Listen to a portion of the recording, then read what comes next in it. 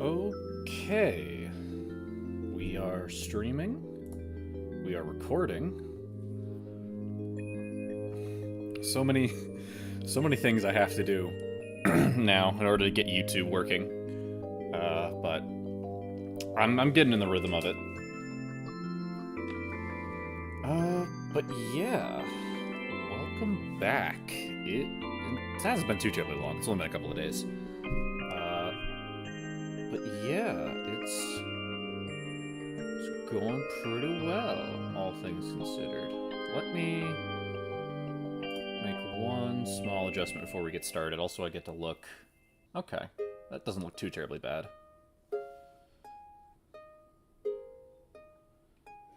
Maybe let some people filter in from the Discord.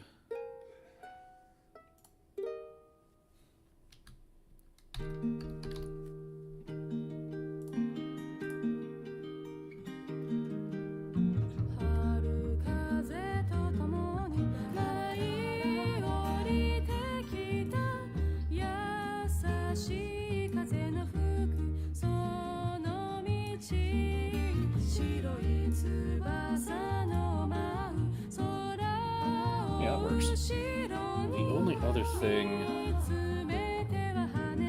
Oh, okay. Just grab that and move that down. Here. I think, hopefully, if we get... I'm currently in a group chat that... or a Discord VC that other people might filter into. So we might have some other people to join in on my grinding. But let's go ahead and put a pause on the Kirby. Okay. And then let's go ahead and transition. Alright, looking good. But also, a cool little update is that I recently went and it's very how do you say it, amateurish. Yeah, it's very amateurish, but I made a little gif of me talking and I'm sort of watching it right now. It's a kind of mesmerizing, to be honest. I'm digging it.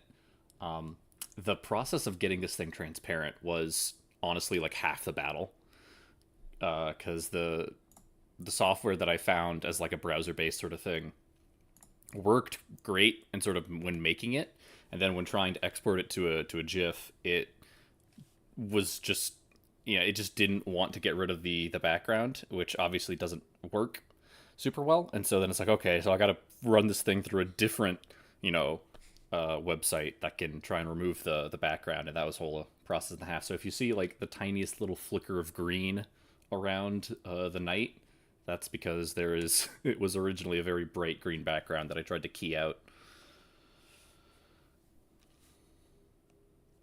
Okay, oh, the other thing. I think I didn't turn on the... Here we go, yeah.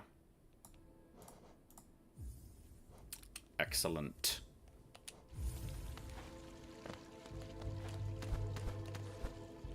So one thing that you can kind of see ever since we hit that Lifeblood cocoon or Lifeblood Dreamcatcher in the last stream, the vines are starting to grow a little bit more around, which I think is a really neat detail. But yeah, this is going to be a pretty, like, the grind on this is going to be challenging. So, and what I was kind of skimming through the VOD, the last VOD, and ultimately I wasn't super satisfied. I felt like I got a little too upset because I was just focusing on the game. I didn't have a whole lot else to talk about. So hopefully this time around I'll be able to keep myself calm by just focusing on sort of other topics rather than getting too caught up in the game.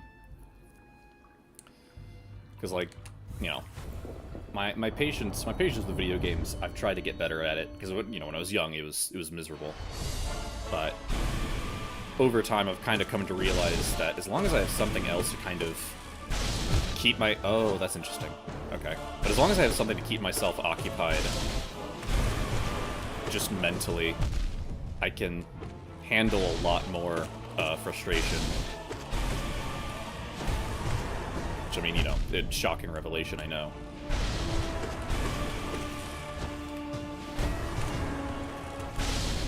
But yeah, we're currently getting warmed up as we get our butts whooped by the guy we, like, took no damage from when we fought him IRL. C'est la vie. We're gonna get better at this guy. By the time we beat Pantheon 4, we're gonna just no-hit this dude. It'll be easy. But this is definitely a warm-up. I'm not taking this run super seriously. Okay, lost kin. Alrighty. But yeah, I was trying to think of, like, topics to cover during the stream to also keep me occupied. And, you know, not terribly much going on in my personal life, so it's like, okay, what's YouTube recommending me? That's hip and relatable to the kids. And I am a little ashamed to say that what's been hitting my feed most recently has been various YouTube drama. And, like, it's funny. Drama is one of those things where it's like everyone is ashamed of it, but yet we're still talking about it, right? Yeah, no, exactly. So I mean, drama is inevitable. You know, I'm not, like, surprised of it. I'm not clutching pearls or anything. Ah, dang. But my more general point is that there are a lot of people who will always start a video with, like, you know, I'm not big on drama. You know, I try my best to avoid it. I stay out of it. But... And it's always the but that's the most telling. So, like, before I get into any of this, I would first want to preface with the biggest asterisk of I do my best to avoid drama because I know that when it eventually arrives at my door, it sort of becomes... I like to focus on it, and it just sort of becomes a bit of a fixation until I manage to, like, finally kick it. It's kind of like Spider-Man in the Venom symbiote, just like, you know, I let it consume me until I finally have a crisis of conscience, and I just, you know, clock tower, just tear it off. Luckily, I don't do the part where you throw it down to Eddie Brock, who's asking for Jesus Christ to kill Peter Parker, but who knows, you know? I don't know what chat's like.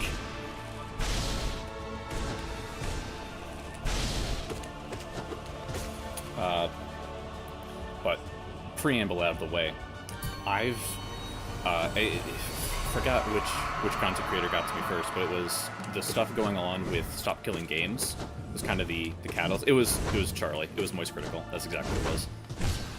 And so it's like, you know, he's a good example of one of the people who's like, I'm not big into drama, but proceeds to, you know, make content about drama consistently. Yeah, the Stop Killing Game stuff. And so obviously like a lot of the conversation, like we can circle back to Stop Killing Games because it is interesting, and I would like to talk about it, but it led me down that rabbit hole into Pirate Software, who's kind of like, you know, the quote-unquote bad guy of this drama, you know? And so, functionally, before we get into Stop Killing Games, it's interesting to note that Pirate Software has kind of had sort of the collective internet subconscious kind of turn heel on him over the last couple of months. And I kind of, like, rather than talking about, like, the actual events that's been going on and all that kind of, like, in-the-weeds drama, I thought it'd be interesting to sort of try and break down what I think has been going on a more meta level. And so, like, to start, Pirate Software, I found him first in Shorts, and I think most people found him either TikTok or YouTube Shorts. Because, like, his Shorts are usually, like, solid, like, either some, joke or, like, generally, like, solid or maybe simplistic, if you're being uncharitable, advice, either about, creative endeavors or, general life practices. Just, your standard YouTube Short slop that people can kind of latch on to and get and feel like this person who is saying like things that you generally agree with is like smart and competent, right? And so the first thing to kind of dissect is YouTube Shorts is a great way to make yourself look a whole lot smarter than you are. Like, any form of short form content is so stripped down, it allows you to really have a strong control over your message, and, especially people who are, doing live streams and sort of slowly working out these ideas in real time, and then they make clips where it's just boom, boom, boom, idea, idea, idea. And so, like, in general, I think that there is most people know Pirate Software from Shorts, which is an incomplete look into his thought process and his actions, right? Because it's just clips. It's just, the best product, the cream of the crop, really. What rises to the top is what it shows up in the Shorts. You have a ton of streamers who, if you listen to them, if you watch them regularly, you'll know that they're, far less coherent and far more rambly, like I am right now, than they would be in a short, which is how a lot of people sort of get into, like how most people sort of consume streamer content, right? Most people don't even watch streamers, they just watch shorts. So you have that aspect of, here's this guy who's getting really popular really quickly over the last, like, 2 years, let's say. And it's coming largely from a medium where he is presenting himself with his, best possible foot forward.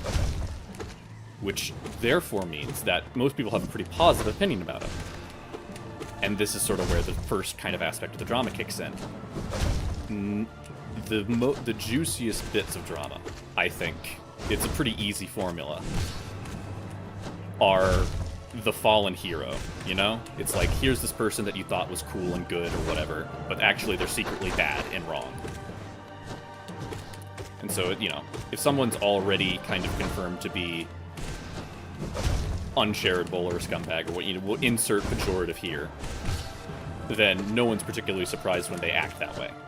But it's when the good guy does the bad thing. That's when it gets so important, and oh man, you got to look at it. And so I think just fundamentally a lot of this drama that's been going on around Pirate Software has been the result of a audience that has been keyed to think that he is 100% of the time this cream of the crop best foot forward, when in actuality, like, he's a dude. And he can, like, be wrong sometimes. And that sort of falls into the next point, which is a bit more, I think, kind of at the core of where a lot of this drama has been circling around. He speaks with a lot of confidence and very authoritatively, If you've seen any of his shorts, then you kind of know that he doesn't ever really, like, put asterisks on what he says. He doesn't spend, 2 minutes doing a disclaimer about how drama is bad, but we all enjoy it. He just kind of, shoots from the hip. At least that's what it appears to be. And so what a lot of this drama has really come down to is people have made the claim that he is wrong about certain topics or has made mistakes. And he has been unwilling to admit the quote-unquote proper amount of fault that the general internet community is expecting of him. Now, again, this all comes with the asterisks of how much is he actually supposed, how much do we actually expect him to admit fault for? It's not fair to expect someone to apologize for something that they didn't do wrong. And that's, that's harassment in and of itself, of just, like, trying to force someone to admit fault when they didn't do anything wrong. But it's because there's been enough sort of isolated incidents that people are kind of taking this as a pattern of behavior, of he has consistently failed to admit fault or, show humility. I mean, some people are, I think a common sentiment is like, he doesn't even have to apologize or say that he was wrong, but the way that he is going about defending himself very much is shifting blame onto others rather than trying to take accountability at every point that he finds he's been lacking. So that's kind of, and whether or not that's entirely true is subjective. Like, he has, he has made motions to say that he, isn't perfect. He's not making claims of never being wrong ever.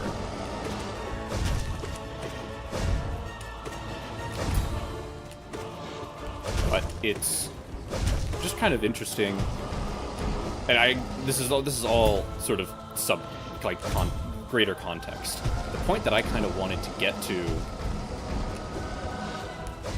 was how interesting I think it is about the difference between people and their ideas. And so, like, when we think about it, the way that most people, the way that, like, internet, social media, communication online, in general, is built, is that it's not about the person, it's about the idea. The internet is largely anonymous. The infrastructure doesn't force people to attach their names, and so as a result, there is less emphasis put on who you are specifically. Instead, all of the emphasis is put on what you're saying and what the context is around, your ideas. Hold on 1 minute.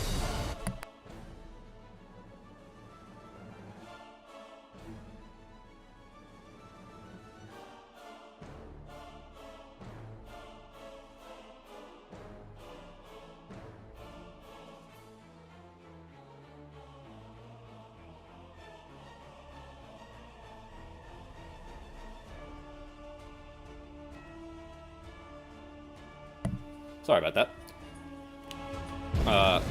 Where was I? So, fundamentally, the internet is more focused on ideas than people. It's just kind of the way that it's all structured. It's somebody says something inflammatory or something says something that catches people's attention, and then the algorithm incentivizes it because it's causing, feedback, yada, yada, yada.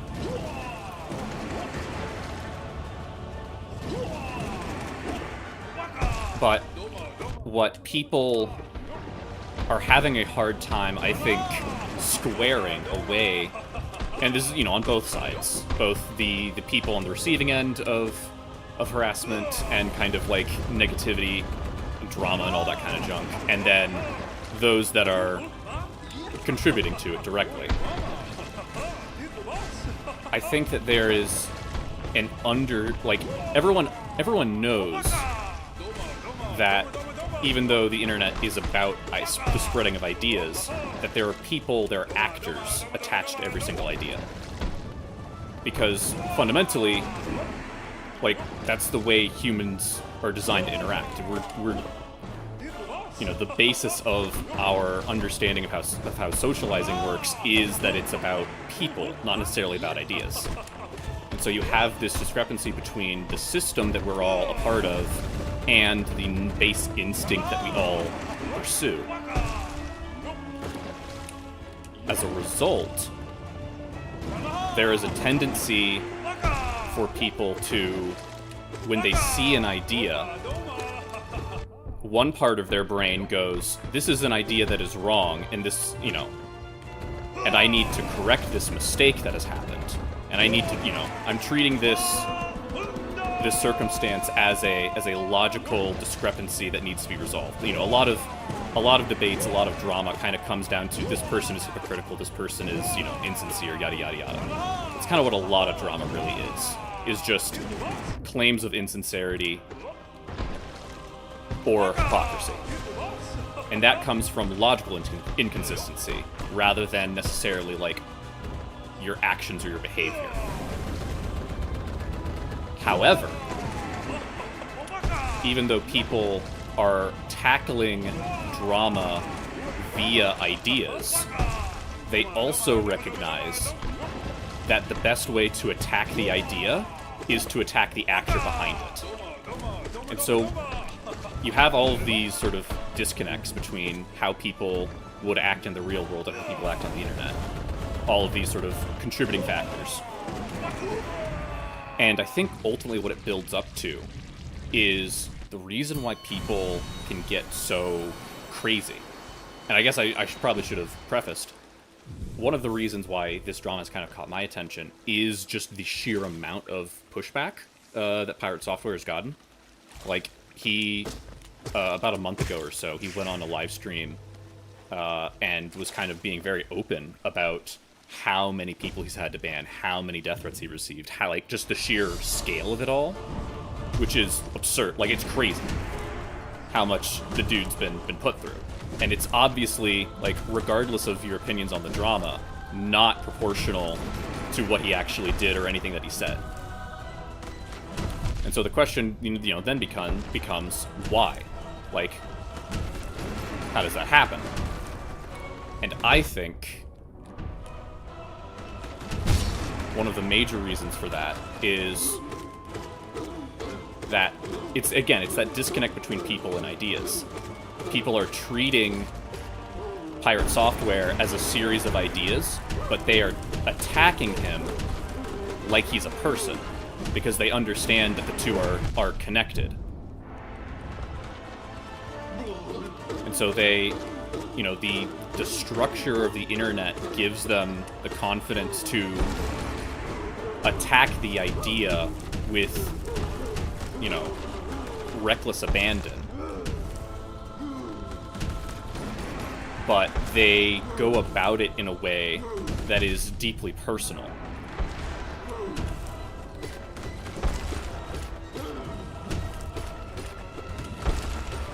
I don't know. It's not a fully formed idea, and doing this and trying to put words to it while playing this isn't super great.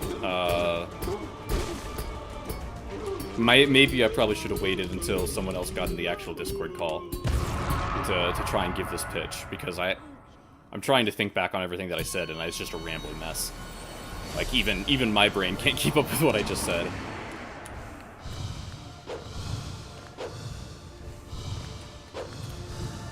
Yeah.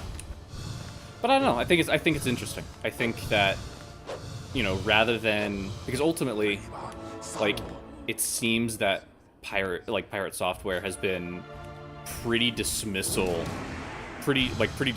of, like, almost all of the backlash against him, regardless of who's saying it or how, like, you know, how kindly they're putting it. If I were to like, what's the word? If I were to postulate, that's what it seems like to me. It seems like he is just kind of, you know, taking any and all criticism and just lumping it all together and dismissing all of it.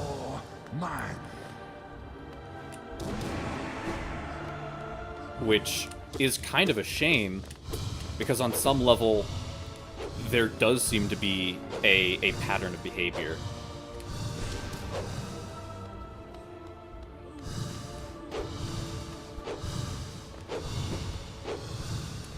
And he's, yeah, there's the easy jokes. Pirate Software is anti-piracy.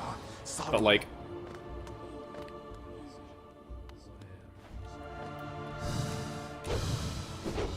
I think just the general drama has been interesting, because it seems like there is a pattern of behavior where he is unwilling to admit personal fault, and instead sort of lumps it all as like just the internet kind of overreacting and snowballing, and it's just all out of his control. It's you know, not to use a ton of buzzwords, but it's a little bit like victim mentality.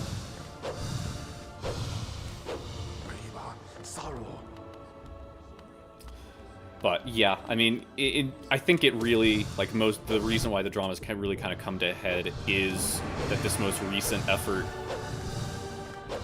has been just sort of another highlight of him kind of making a mistake and then refusing to admit to it. And this time, it's a mistake that most people are a lot less willing to be forgiving on.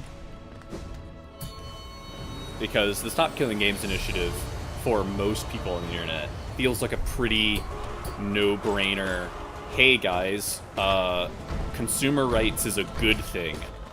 And for whatever reason, Pirate Software has taken a stance that seems to, like, want to oppose it for either incredibly petty reasons, or simply because he has misunderstood it. And then there sort of comes to a point where it's like, okay, how many times do you, like, make content about an initiative and then repeatedly, you know, get it wrong? Because the leader of the initiative kind of came out, and that's sort of where this drama's really come to a head from, is just the leader of the initiative who came out recently was just like, okay, I'm going to address Pirate Software's concerns specifically because I believe that the initiative floundered largely due to his large audience pushing against it. And there's, you know, we can get into the weeds of, like, you know, he kept conflating it with only being about single-player DRM required games, and then using that to miss it, like, just complete, like, false assumption to make constant criticisms about how it is vague and vaguely worded, when in actuality the point of the initiative is to be sort of all-encompassing, to force game developers going forward to have end of life cycle plans within reason. And then it's like, oh well, the within reason is too vague, and it's like, well, you know, not every game is structured the same way. It has the same backend, so, you know, you're gonna have situations where courts need to arbitrate on what is and is not reasonable. So I think it's, you know, it comes down to people kind of miscommunicating with each other, and then on some level, I think Pirate Software has to take a bit of responsibility for refusing to listen to the criticism and instead dismissing it all as hate.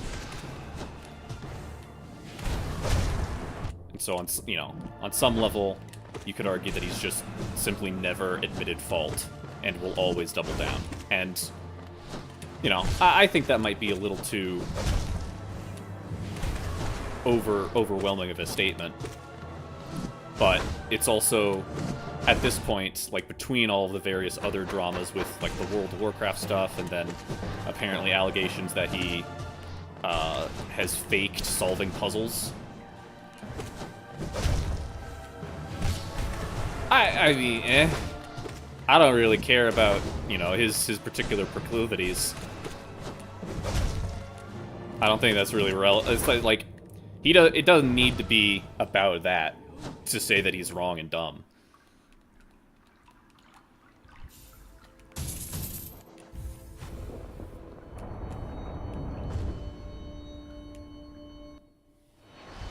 But I don't know. I found it just kind of interesting to ruminate on.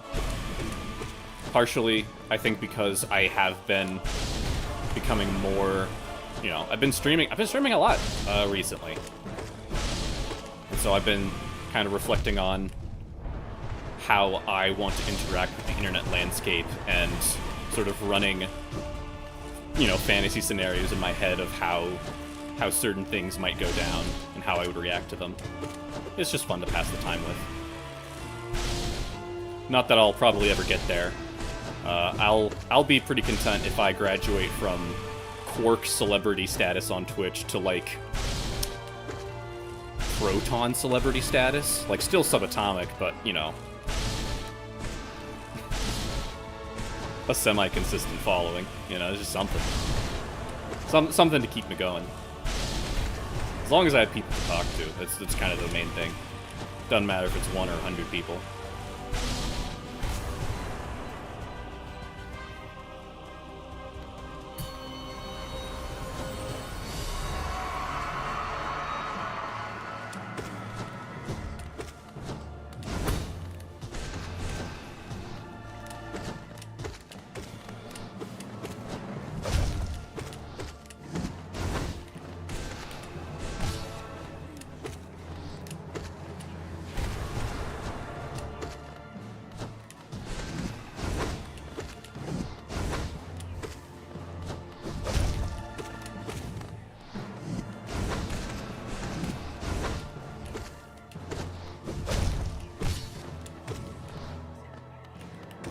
Oh, dang that.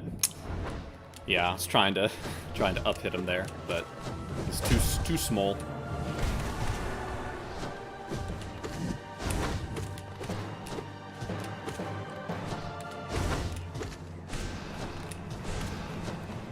But yeah, I mean, like, you know, I think, you know, with all the drama in mind, it definitely feels like it's just kind of the slop farmers cashing in their paycheck for second quarter. But I think, if nothing else, we can say that at least something good came of it, because it brought a lot more attention back to the Stop Killing Games initiative. Like, I feel like it was something that I heard of very vaguely, and then, like, just kind of never looked into. But with all this going on, you know, if I was in the EU, I'd vote for it. And to you, my 2 viewers, neither of which are in the EU, if you have a VPN to pretend to be in the EU, don't do that. But yeah, you know, I think it'd be really cool. I think, you know, not to say that the EU is without fault, far from it. But the fact that they were able to harass Apple into making USB, like, to changing the lightning cable to the USB-C, that does show to me a true, genuine benefit of having, you know, one of the largest economic blocks in the entire world have a voting body to protect consumers. Like, that's just good. You know, that's a W. How efficient they are, if, you know, yeah, a bunch of other political stuff that I'm not going to get into, but, like, doing that'd be cool. We take the W's where we can, you know?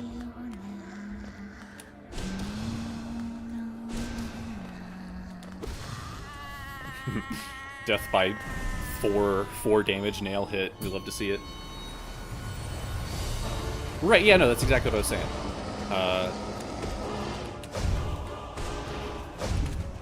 If it wasn't for the EU, we wouldn't have USB-C iPhones, which I kind of like, the last iPhone I had was the iPhone 3, so it was not exactly been an Apple user for a very, very, very long time. But still, obviously, it's a very big market, and I'm glad that they made that change, because USB-C is just, like, the fact that everything's becoming USB-C, super nice, very convenient.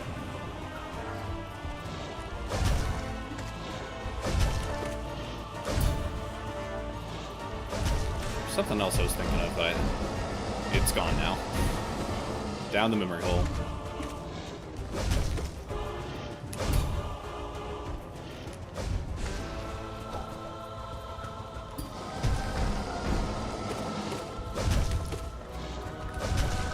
Oh yeah, that was the other thing.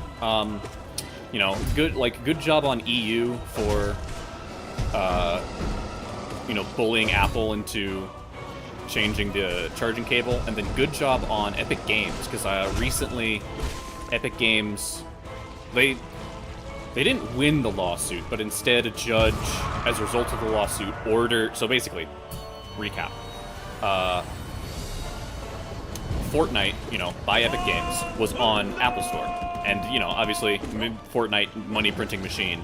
But a long-standing Apple policy is that any transaction that goes through Apple's system, Apple takes a 30% cut. Simply just for providing, their claim is they provide the platform, but really it's just kind of like, it's a tax. It's a tax on the country of Apple, of which there are millions, if not billions, of citizens.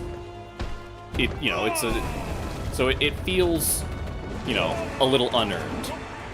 And Epic Games had a major problem with it, because obviously a lot of their revenue comes from more casual gamers buying stuff on mobile. And so I don't know how exactly it started, but essentially Epic took Apple to court over the excessive cost. And I think whatever the charge was, Apple ended up winning, or Epic didn't technically get what they wanted, but as a part of the judge ruling on the court case, she also basically just said, "Hey, Apple, the fact that you're charging 30% is incredibly predatory. You have to be able to..." Yeah, it was a legal draw. But as a part of the ruling, the judge was like, "Hey, Apple, it's not cool for you to prevent apps from having links to their personal storefront." Because if Apple's position is, well, they're using our storefront, so therefore we're obligated to take a cut. But the other thing they were doing is that they were preventing places like Epic that have their own storefront from just linking to theirs in order to buy something on an Apple device. And so the judge was like, "That's absurd. You need to stop doing that." And Apple complied in the most malicious and sleazy way you could literally imagine. It's honestly, I'm honestly impressed by the cojones of the lawyers who probably suggested that course of action. Because essentially what they did is, Apple won the case. They were still allowed to charge 30% on their storefront. But they were like, okay, you have to allow other companies to provide links to their storefronts within their apps. And so what Apple instead did is they went, okay, you can do that. However,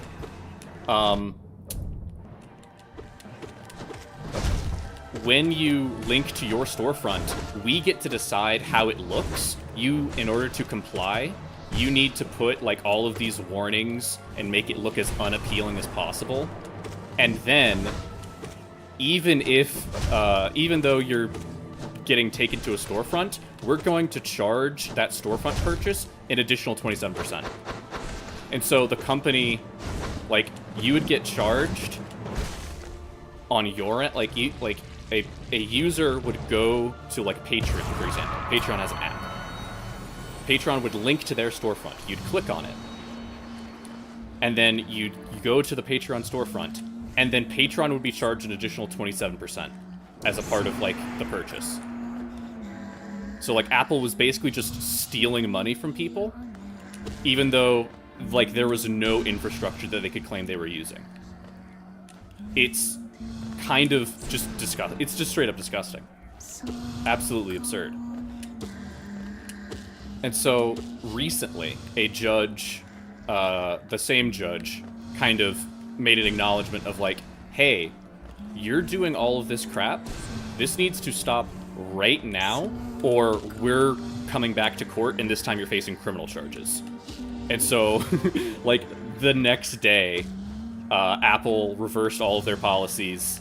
Storefronts can now, no longer get taxed at all. And Fortnite is back on iPhone. So, to all of you Gen Alpha iPad kids out there, rejoice. You can hit the gritty with Darth Vader AI.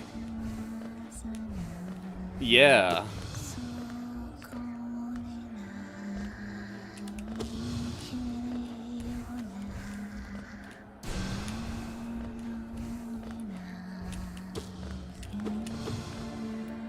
Fortnite, honestly, like, there was a point, I think it was probably around the time of, like, Endgame, in which I thought Fortnite was incredibly cringe.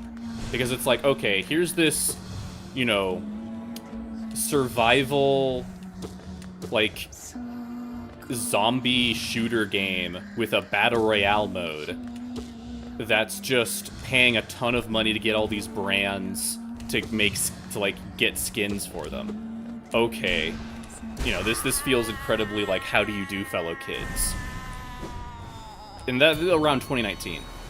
But at this point, in the year of our Lord 2025, I'm honestly just impressed.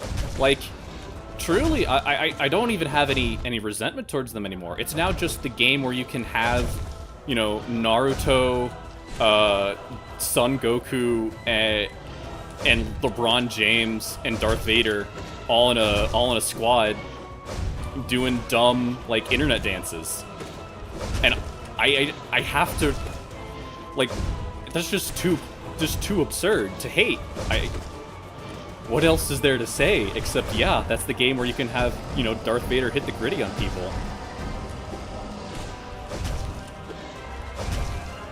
Yeah, no, it is cash grabby, and it is geared towards younger kids. Like, the very cartoony art style is meant to be soft, rounded, and appealing. Like, that's, like, they kind of struck gold, and then they really sort of, you know, locked down on what exactly it is. And because it's a shooter, it can still appeal to adults, which allows kids to have that, because, like, ultimately, kids on the internet will always try to gravitate towards what they think the adults find cool and what the adults are playing. And so as long as Fortnite is still a game that adults are willing to play, because, like, holy crap, I get to play as, you know, Peter Griffin and Hank Hill alongside Boba Fett and Spider-Man. Like, why wouldn't I, you know, at least play one round every like month or so? So as long as, you know, the kids still think that it's cool, then yeah, it's 100% like just junk food for their eyes. It's the Smash Bros. Shooter games, exactly. I would, like, my only objection to that is, because as a Smash Bros. Fan myself, I think that there's a lot more design that goes into every single character, whereas a lot of the Fortnite collaborations, it's just skins. Not to say that they don't have, like, they introduce a bunch of, like, cool mechanics that are from different franchises. And I think, like, from what I've seen, they all look to be pretty well designed and, like, interesting and varied. Like, the fact that you can have the Attack on Titan, like, zipline gear, and then, like, you know, isn't like earthbending, like the Avatar bending skills were, like, in a game mode at one point, and, like, that's a fully fleshed out, like, set of mechanics. Like, it's they're definitely, you know, it's not just jangling keys. You know, there are people who are genuinely, like, really passionate about all these different franchises and trying to represent them in this sort of shared world.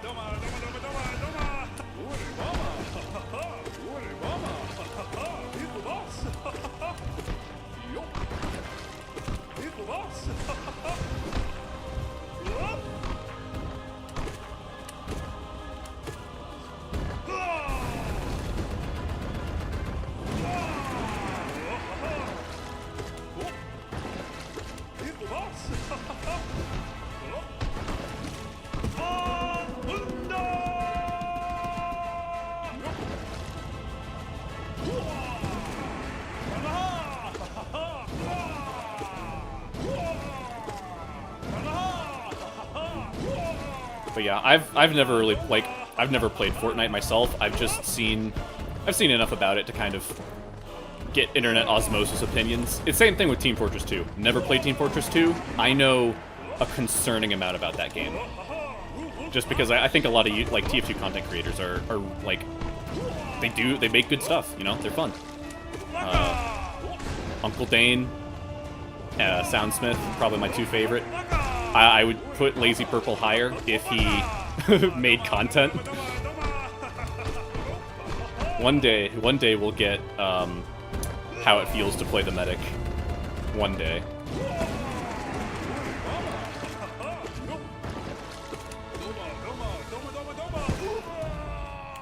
Okay, that was pretty solid.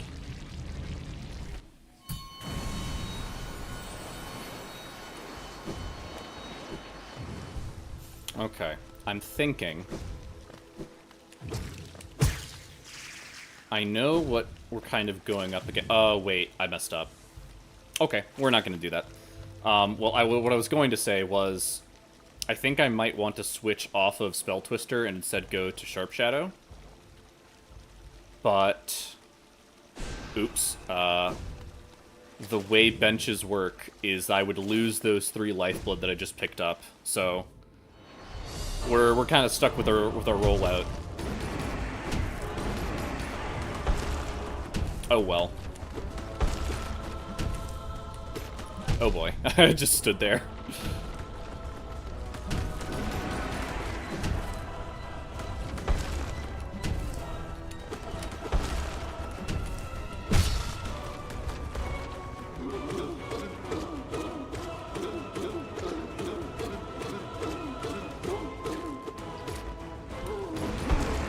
Aw, oh, dang, I just completely whiffed that super hard. That's gonna be a pain.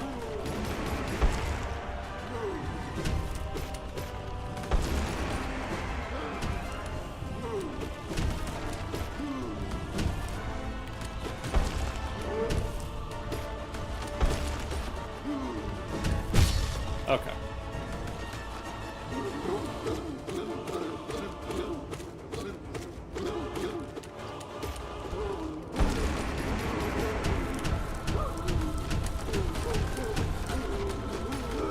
Oh boy.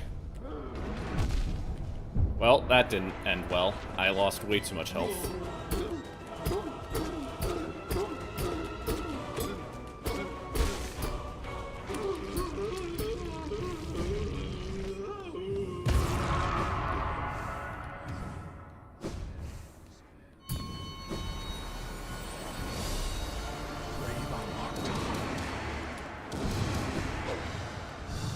Oh, Markoth. It's not quite yet time for me to hate you, but we're getting there. Just wait.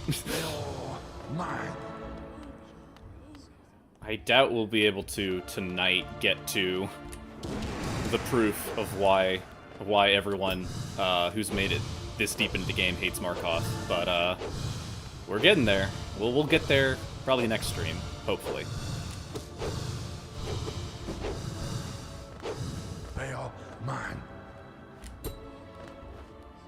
So yeah, I just I go very passive with Markoth, just sort of let him do what he do, and just trying to build up soul when I feel like I got an opportunity to.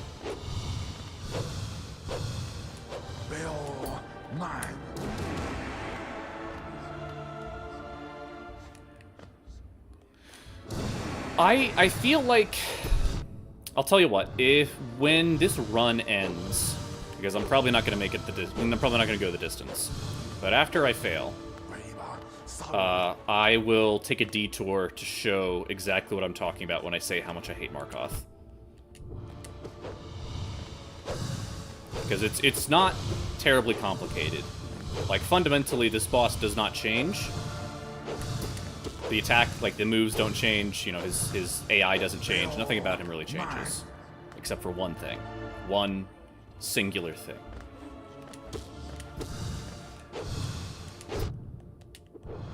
But yeah, I've already lost 3 health to this dude, so this is... Both False Knight and Markoth are things I need to clean up a lot in order if I want to go the distance in this Pantheon. Watcher Knights, I feel like I have enough muscle memory for, that I died to them last time, so hopefully I can clean it up this time, but...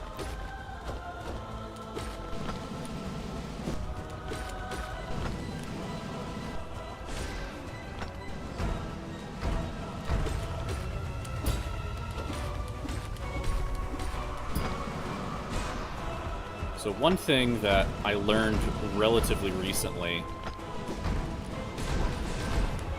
about the Watcher Knights is that they have a tendency, if you pogo off of their heads, which is sometimes a little difficult, but if you can manage to start pogoing off of their heads before they start rolling up into a ball, if you manage to get the spacing right, you'll be able to trick them into constantly turning around, and the more time they spend turning around, that's less time that their AI allows them to think about rolling. Because when they're rolling, they're invincible. And it's also when they're, you know, the fastest and most dangerous. But there's obviously, you know, risks to trying to bounce on their head, because they could do a rolling bounce like that, and then if you get caught, you're just kind of dead meat.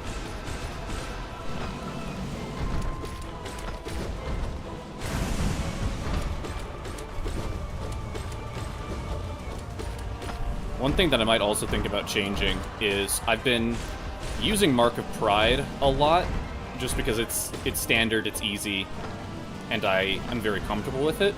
But in terms of like min-maxing my damage output, I'm probably going to need to switch Mark of Pride over to Quick Slash, because that will actually allow me to generate soul a lot faster, and generally just be a lot more aggressive in my damage. Because part of the problem that I have is, because I'm so spell dependent, I'm having to like take these tiny little pot shots in order to build up soul, which means that I'm spending longer in fights, which means that I'm more likely to make a mistake. So ultimately, the faster I can kill these bosses, the less damage I'm going to take, just as a law of averages. But we got past him. I think that's boss number 8, so we take on this next boss, and then we're at the final boss of this Pantheon. But we're... no-hitting Soul Tyrant is a tall order. Case in point. Yeesh.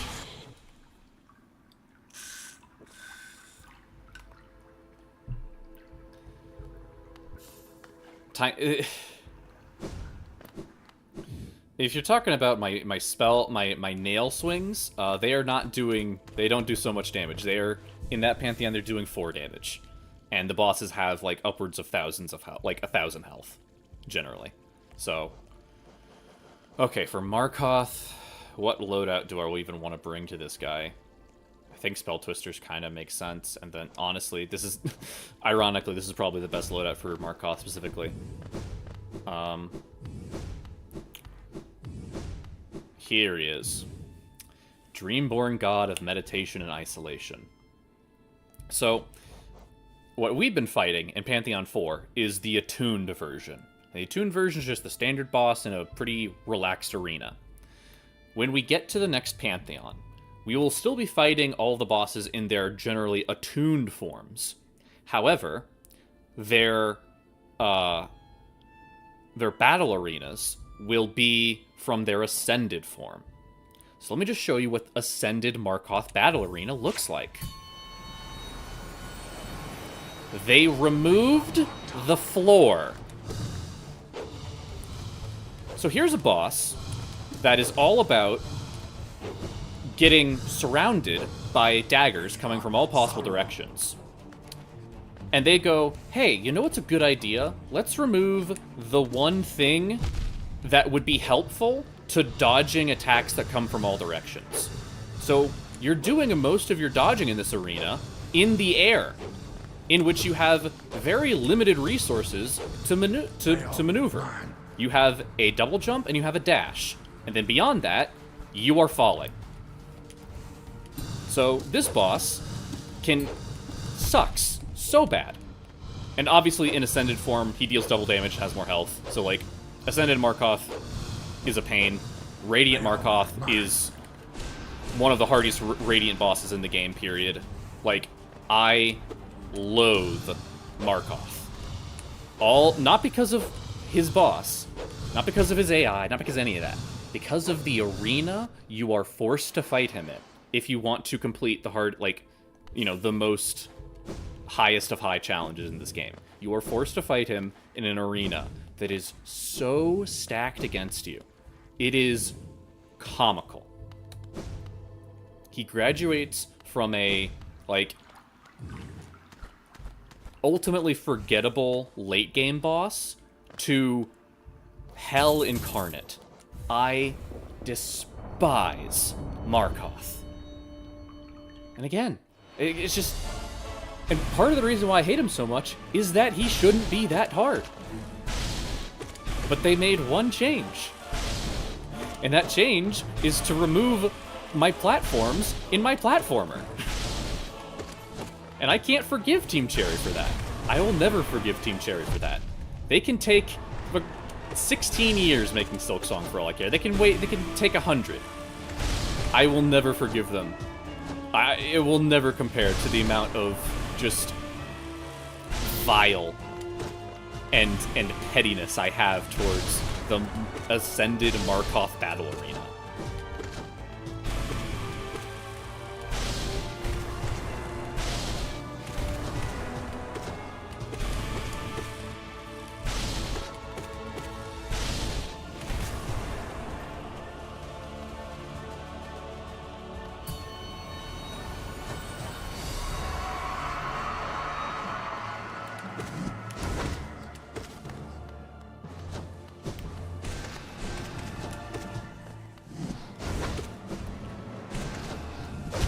One thing that's super fun about Lost Kin is that he is like a pretty intimidating boss, but he takes so much knockback from all of your attacks.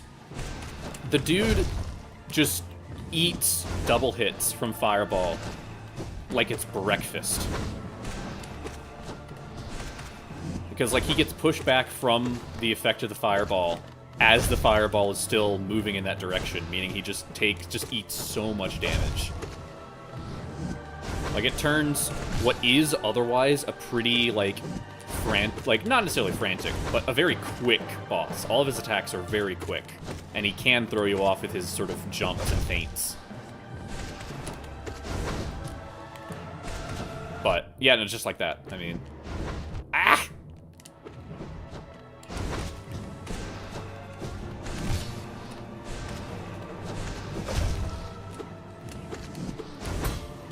Oof.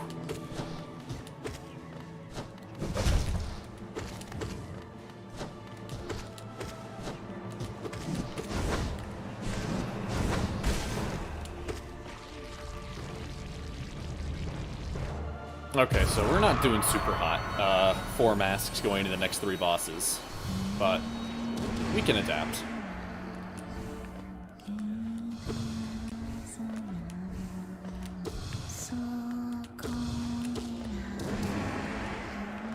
I think just staying close to the middle here is kind of the play. Because this is, like, the one thing that's super nice about this arena compared to the actual No Eyes arena is that you have light. Like, this room is much, much better lit than her original fight, which allows you to just kind of better see where she teleports to and not get super overwhelmed about, like, okay, I need to move from this platform because I'm about to get hit by a ghost, but I can't see where the next platform is next to me, so I have to make a leap of faith and then manually adjust midair. Yeah. I think No Eyes is kind of a deceptively difficult boss fight.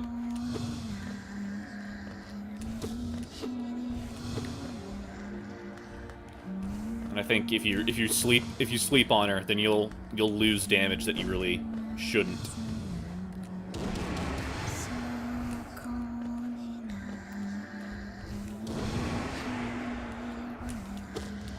I will say, like, just kind of as a criticism of No Eyes, is that I find it annoying how inconsistent she teleports. Like, again, like right there. I hit her one time, and she immediately teleports away. And so it's kind of hard to be like, I want to use this multi-hitting damaging spell if she can just teleport after the first hit. And then you're just kind of sitting there as this, you know, fireworks display of spellcraft goes off, and your target is on the other side of the map, just kind of staring.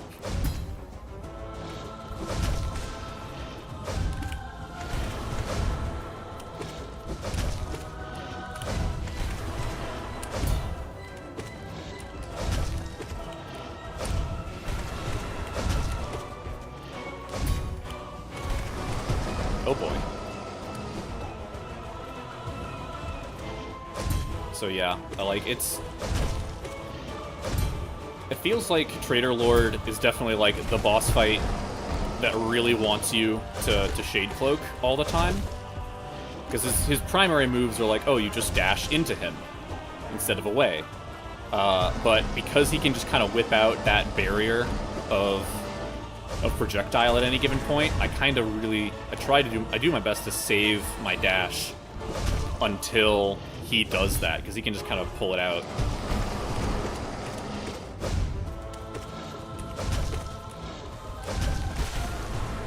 No, we're doing pretty clean.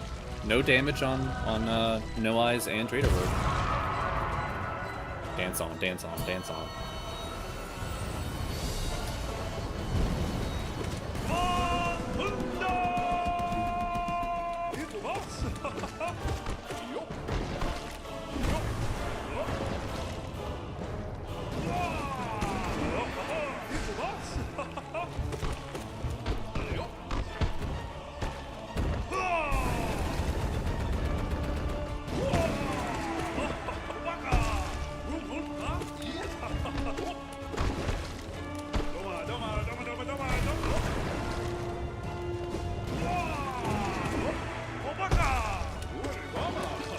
It's kind of funny, the Doug Defender, I feel like, is best countered, well, like, he's intentionally countered by Desolate Dive, but I feel like White Defender is better countered by Abyss Shriek, just because of he constantly goes vertical, and unlike Doug Defender, White Defender doesn't get stunned out of his digging if you ground pound him. Ah, dang, I missed.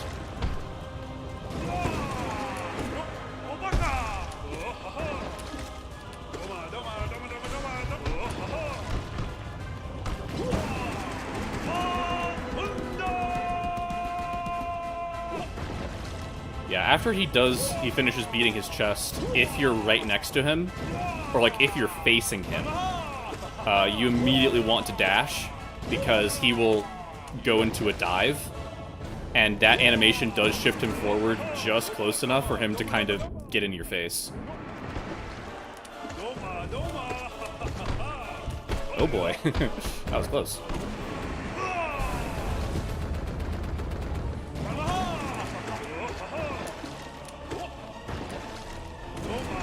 Okay, yeah, I was... Oh, dang, I flew too close to the sun there. I was getting greedy. But yeah, let's actually make an adjustment on my charms. I really want to try and get better at Quick Slash instead of Mark of Pride, so... Oh, that's so tiny. Ugh. A little baby nail, but I can swing it a lot faster, so hopefully that'll make a difference.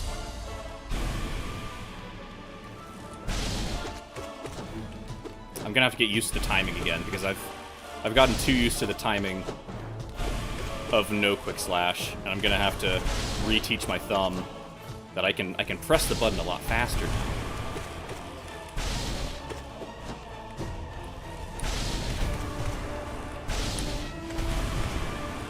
Oh boy, yeah, no. Oh wow, that was a double whammy.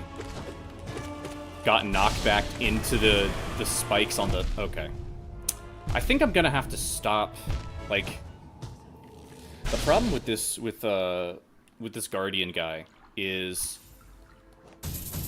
He really likes jumping at incredibly random times and has basically no tell. He'll just jump. And so, Monkey Brain tells me... Oh, brother. Okay. I'm just gonna wash. Monkey Brain tells me, hey, you should do a bunch of ground pounds, because he's not tall enough to be hit by Abyss Shriek, and Fireball. He's too stationary to really be affected by Fireball, so your best damage output's gonna be Descending Dark. And my thumbs go, that's a good idea, Monkey Brain. Let's do that right now. And then I just high-five him with my face in midair.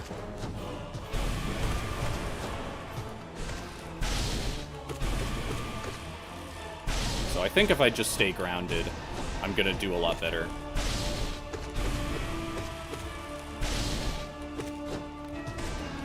Oh, you're, yeah, that was greed.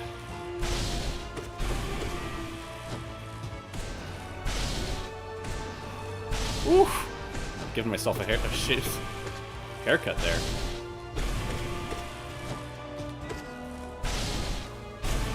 Yeah. I think we're gonna have to adopt just a grounded strategy in general against that guy, and then we'll start to do a lot more.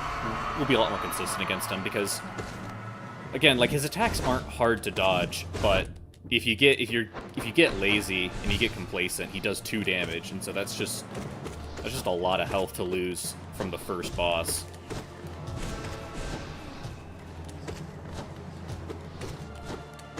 Oh yeah, no, I'm feeling the limitation of my range against this guy. Oh, that sucks. Okay. I'm gonna whiff so much. It's... Because I've been using Mark of Pride for like dozens of hours in this run at this point. Like, it's... Basically, once when it got equipped, it didn't really get unequipped.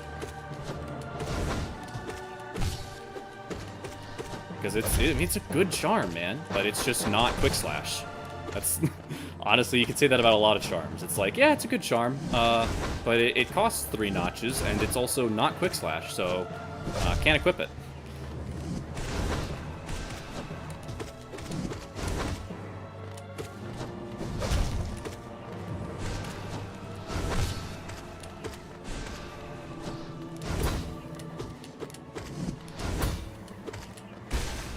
Okay, so yeah, this is going to be some... Probably going to spend the next couple of runs trying to adapt, and we're not going to make a ton of forward progress, because we're going to spend most of that progress just getting used to Quick Slash. But it's ultimately, I think, a necessary adaptation.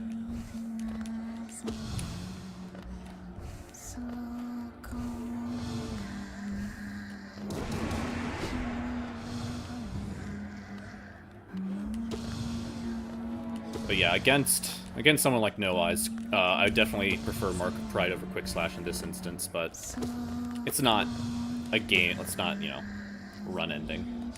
It's just preference. Because I'm not getting a ton of hits off of her, she teleports too frequently. Like, oh my god, look at that, that's just annoying. Ah! Oh, brother. Hate when that happens.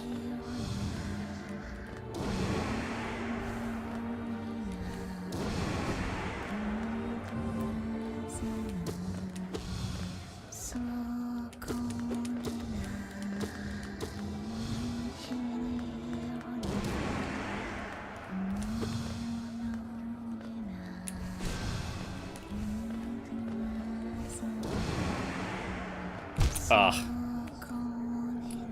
That sucks.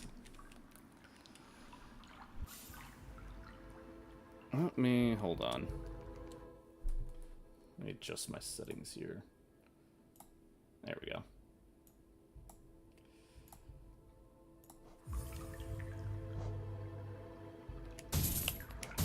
Part of me, maybe losing the bindings isn't the worst idea, but ultimately, I would love to have enough bindings to get 4 lifeblood seeds per cocoon rather than 3.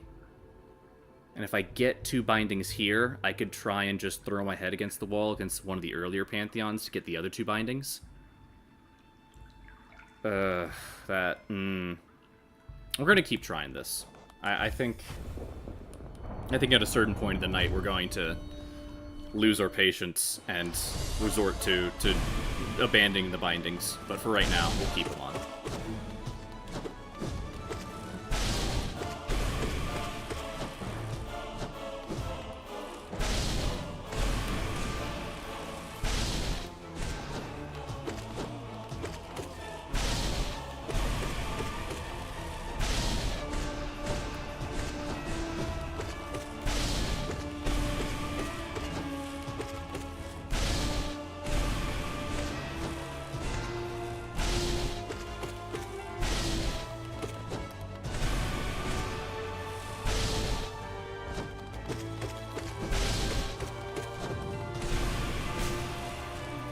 Okay, that's our first hitless and Rage Guardian, which is good. We definitely needed that. Have a lot more health going into the other bosses. And we immediately burned one. Oh well. Okay. Easy come, easy go.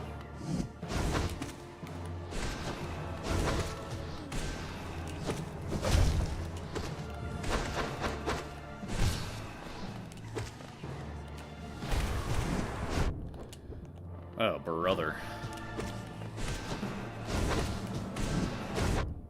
Okay, so yeah, this run might be a little cooked, but we're gonna keep pushing forward. I do think that's interesting, that interaction. I didn't capitalize on it, but if you stun Lostkin in the air, even though he takes a second hit from the Shade Soul, he still lands on the ground stunned. Because normally, as soon as a stunned boss takes damage, they get unstunned. Oh my goodness.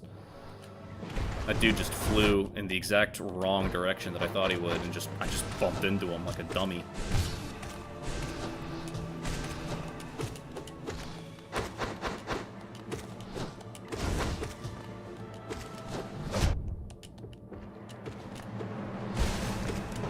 Okay, so yeah, that was 7 health lost to to Lostkin. That's definitely an atrocious showing. But we do need more practice. Well, I couldn't even finish the statement of we need more practice against no eyes, so we'll keep trying. Ay ay ay.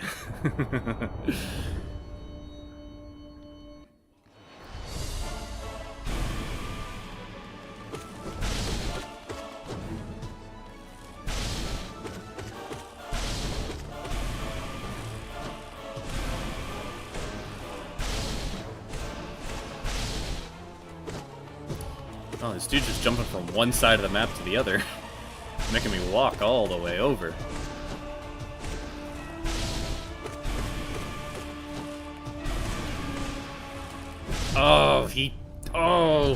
Oh my goodness, that is... Holy crap, that is so unbelievably unlucky.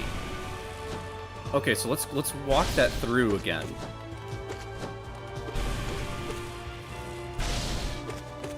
I don't even... my brain just fried, but that was a ring out into a spawn on top of the boss to take more damage, into a flailing out of sheer panic. That was... that was uniquely bad. I don't think I've quite experienced that one before. But all the more reason to try and stay grounded, because... Again, like, you'd think these crystals would be aesthetic, but no, they cause ring outs. And apparently the ring out respawn is at a fixed location that the game does not check if the boss is already on top of. Oh, so that's what happened, yeah. I jumped. I was expecting the laser to be on the ground, but it was following me as I jumped. So I panicked and then just threw myself into the spikes as I got hit by the laser beam. I remember now.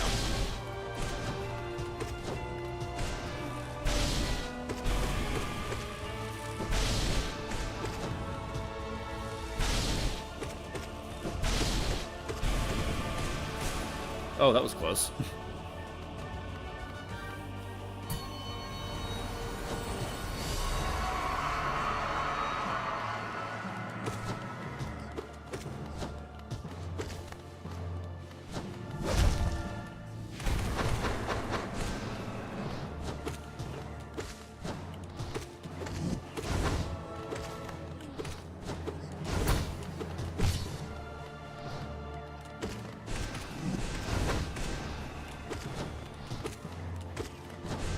Oh, brother. I thought I pressed dash. Big Sag.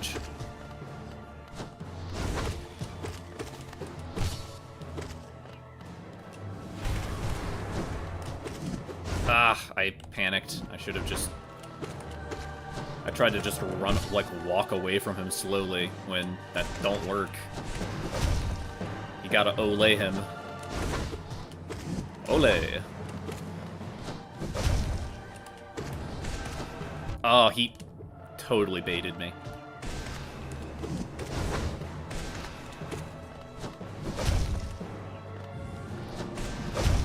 Oh, brother, this dude is playing 4D chess, and I'm stuck here in checkers. Okay, I don't know why I'm doing so bad against Lost. I was doing, like, decent. I don't know, maybe I'm just too much in my own head about it. Maybe, honestly, Mark of Pride was the clutch factor. Because I feel like with him specifically having that extra range is extra buffer. That allows me to be a bit less precise with how, you know, tightly I need to time my nail swings. So yeah, that honestly might be it. It's just I need to adapt. But you know, might be that I'm better off not going with Mark of Pride.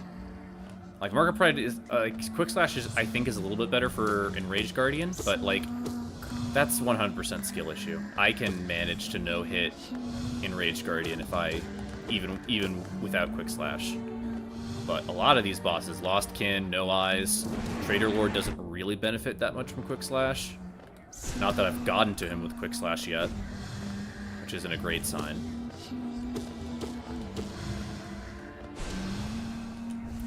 So yeah, I think we just switch back to Mark of Pride and then Quick Slash for the second half. Because I've you know, I was originally like I need to warm myself up again about Quick Slash because I haven't used it a ton. But no, I think I'm pretty warmed up. Too much muscle memory using this thing in other runs.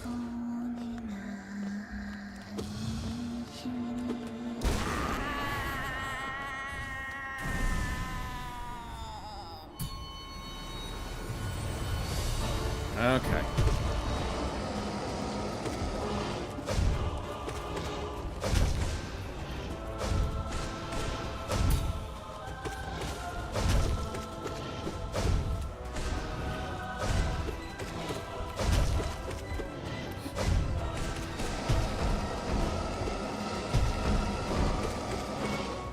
Oh, brother.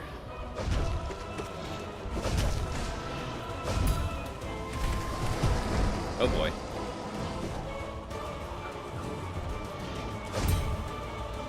Thankfully, the wall of the nail swing is like only slightly faster than you are. So if you run out of your dash, you can just run away. As long as you weren't like right on top of it, you'll be able to get it back by the time it catches up to you. Oh boy.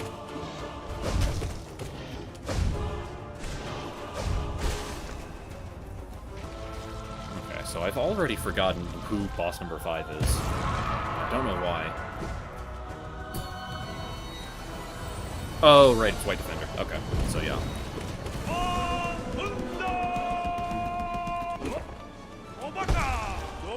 He definitely... Okay, yeah, no. I'm definitely gonna need... So, Trader Lord is pretty neutral on Quick Slash or Mark of Pride, but Lost Kin, No Eyes, and White Defender all really want to have Mark of Pride on.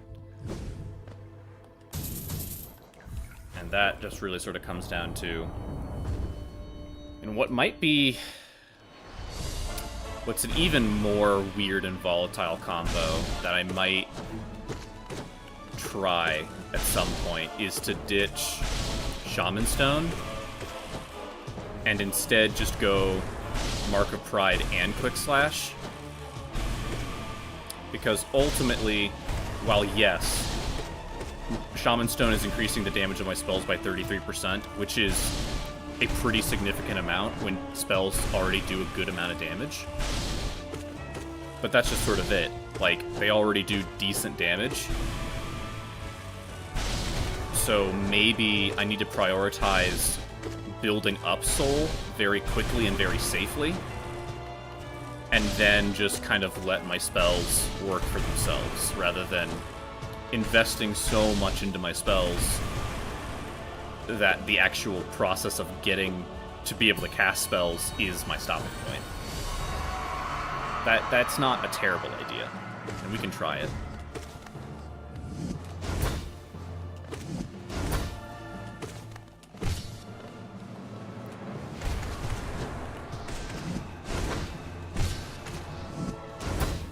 But yeah, no, this feels so much better.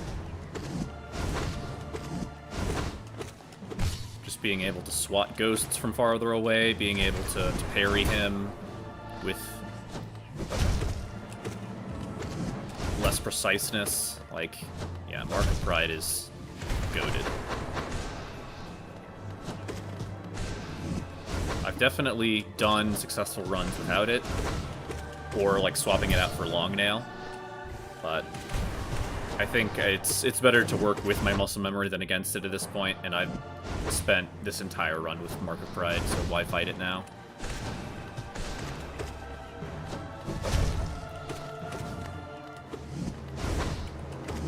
Oh boy, that was dumb.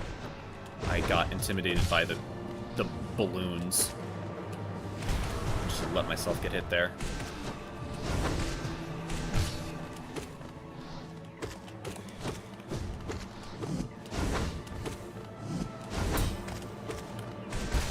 Okay, two damage loss, not terrible.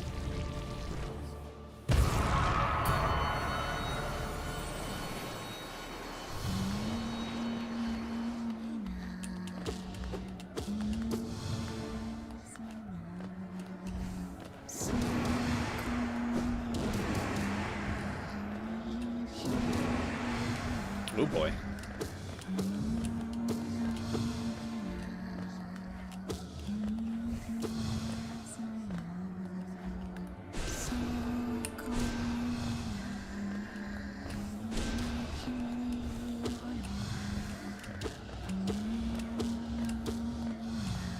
Ooh. Oh, ghost intersection right here. Okay. I think she's pretty close to dying. One or two more solid spell hits. Probably. Oh boy. Oh boy. There we go. Okay. Yeah. Should have just sent it, but yeah, I don't know spell boss health off the top of my head.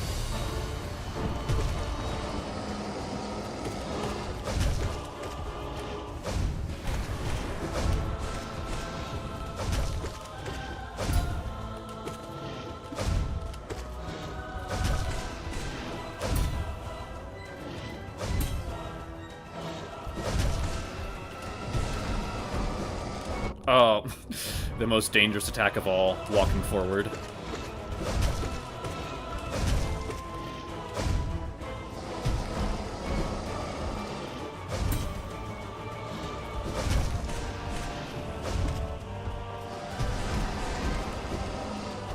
Oh boy.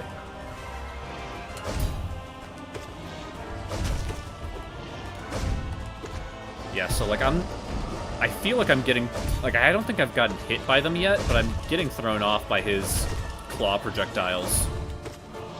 Because normally when I do, you know, mostly nail builds, I stick so close to this dude that he never really gets the opportunity to throw out the nails, because he'll only throw out the cosine nail projectiles if you're a certain distance away from him. If you stay so close, then he's just never going to do that attack.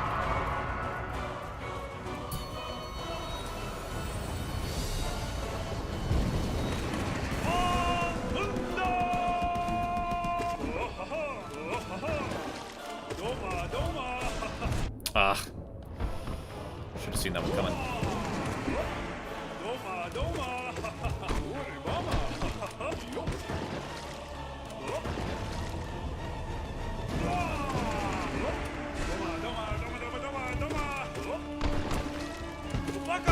Whew.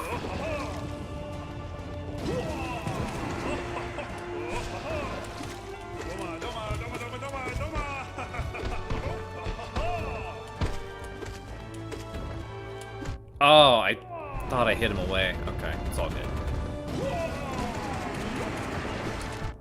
Okay. I disagree with that one. Ooh, that was too close. Okay.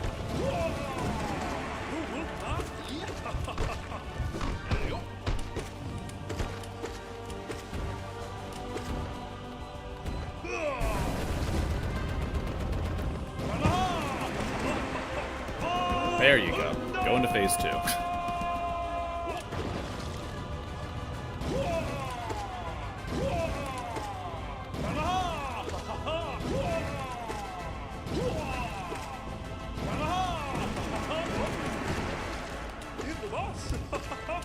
Oh, such a bait.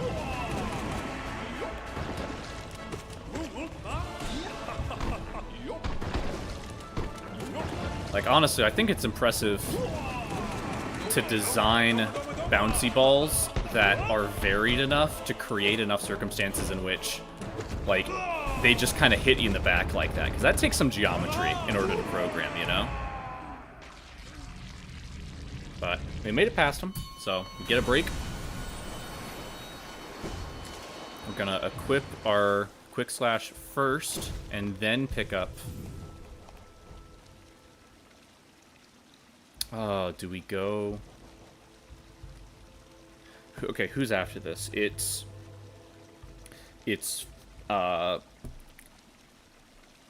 Failed Champion, followed by Markoth, followed by... Can't remember who boss number 8 is. Or 9. Wait, frick. Frick-a-frack.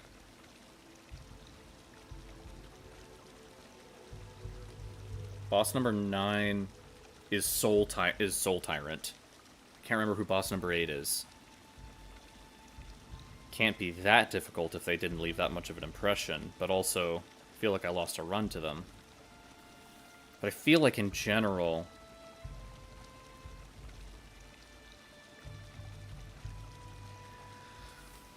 Huh. Which one do I want more in against the big guy? Oh, we'll go with this, so... Yeah, I think we'll... Yeah, that just makes the most sense.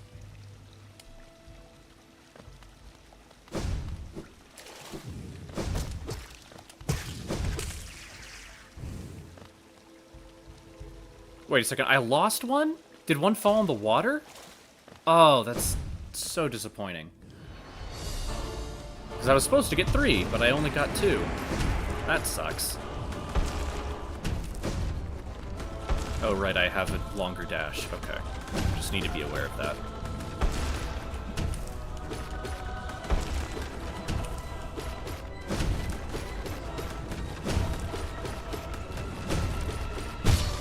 Okay.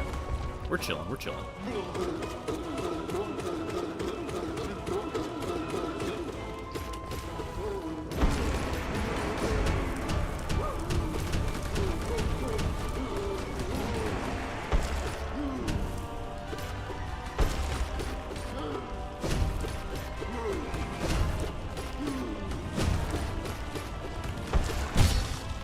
Oh yeah, this dude is so much more manageable going in with a full soul meter.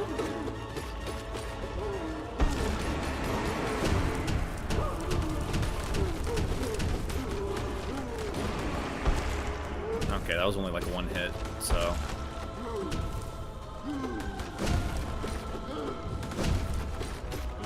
Oh boy. Oh boy. He sat on me. Probably should play out of this corner instead of playing into it. Okay, we're doing better. There we go. And that's a wrap.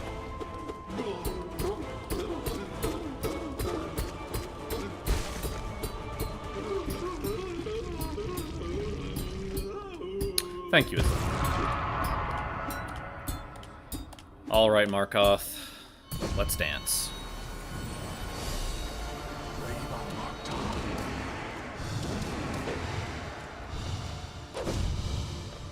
The nice thing about Sharp Shadow against Markoth is I'll be able to get a couple of drive-by hits, but that comes at the cost of I'm having to get a whole lot closer to him in order to get Soul, which, yeah, that's gonna suck. This... Yeah, I already don't like this. In fact, I think I'm going to... Oh boy, okay, okay, don't go, like... The way that he just kind of ambiently drifts into the wall sometimes can be rather annoying. Because you just don't know where he's gonna go.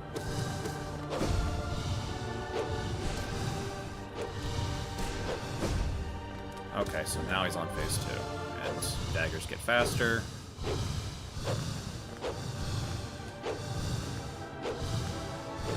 Oh, brother. Bail mine. Oh, you're flip-flapping kidding me, dude. This dude. I really don't like him. He's a big meanie. Bail mine.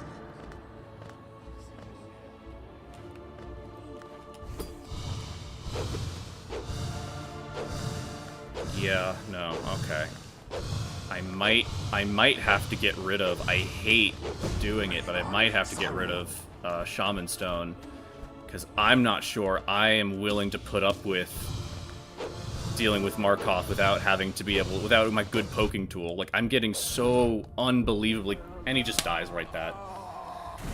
Oh, that sucks. Okay. Okay.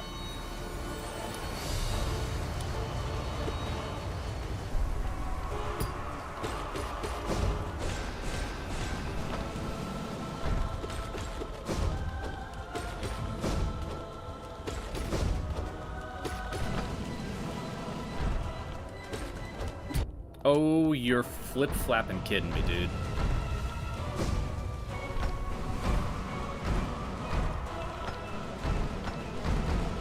And of course, you guys end up on the... Stay on the same side. I want to... Okay, yeah, that's greed. Okay, okay. So...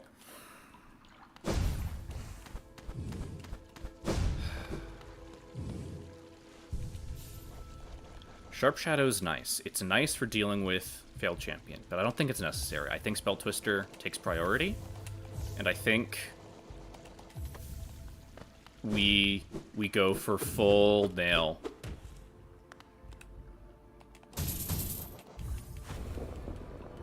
And this feels so contradictory. If this ends up working, I'm gonna be kicking myself. Because it's like, oh yeah, I'm doing a spell build. Looks at Charm loadout. Over half of it is dedicated towards nail.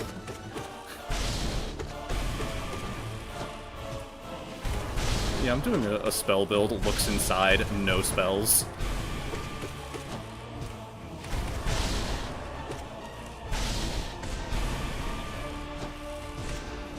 Oh, that was greed.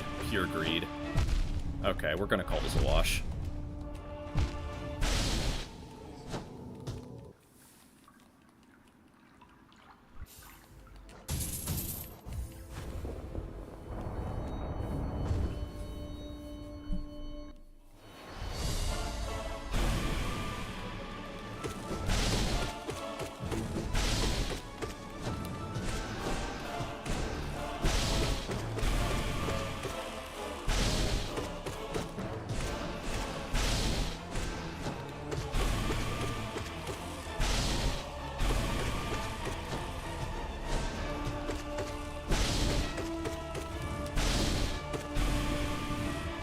Huh?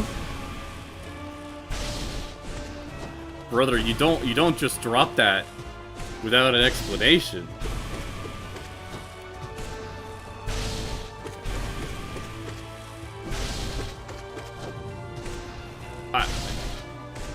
Not blue.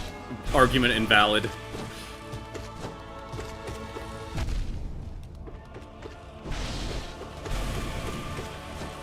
Okay, yeah. I need a little bit more practice against this guy.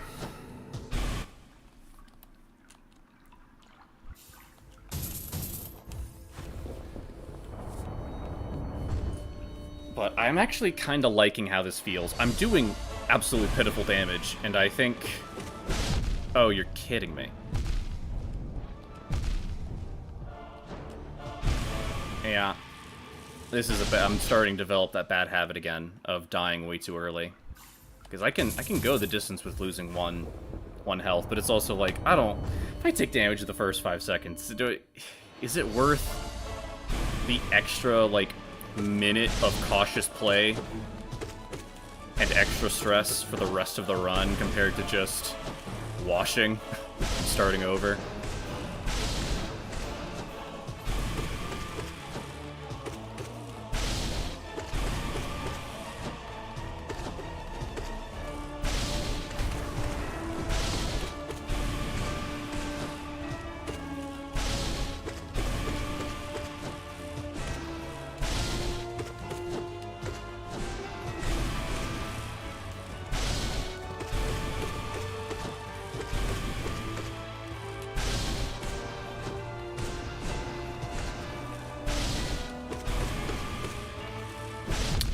I tried to...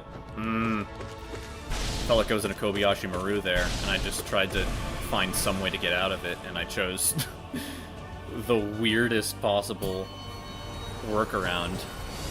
Whatever.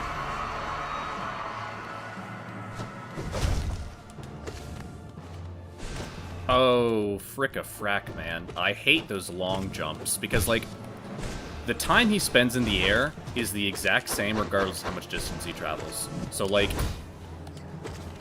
if he does a super long-distance jump, it looks so uncanny compared to, like, when he's just jumping half-court. Okay, I'm losing a ton of health because I'm thinking way too much. Okay, okay.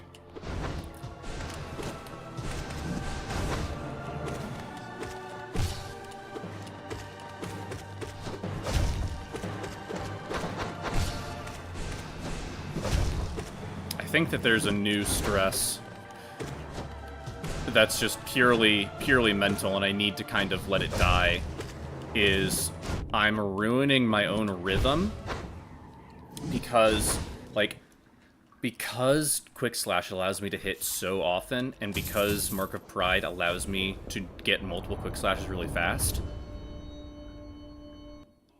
I'm building up soul, like, so much faster that I'm hitting the top of my soul meter, and my brain goes, hey dummy, you need to release soul meter to cast spells, because otherwise that's lost value.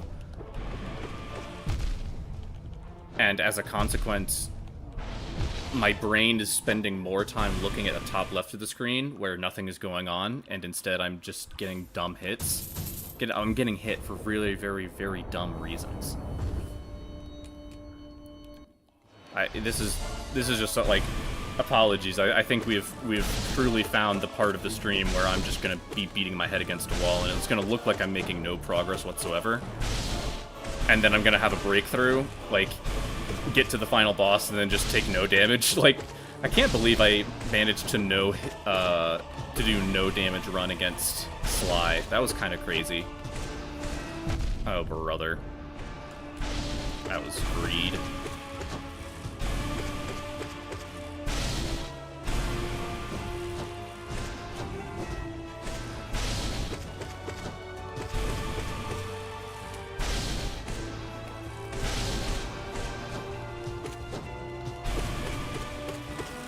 Brother, I hate, like, whenever the lasers just fall on top of me in intersections, I stop looking at, like, hey, where is a place where I can stand that I won't get lasered? And my brain instead goes, Kobayashi Maru, you're dead, give up. Like, I just get a complete brain fart, and I feel like I overreact to having one of the ceiling lasers spawn on top of me, because it's not a death sentence. Like, they're not that, like, big. You can just kind of move a little to the left and be fine. But instead, my brain is just, like, overreacting.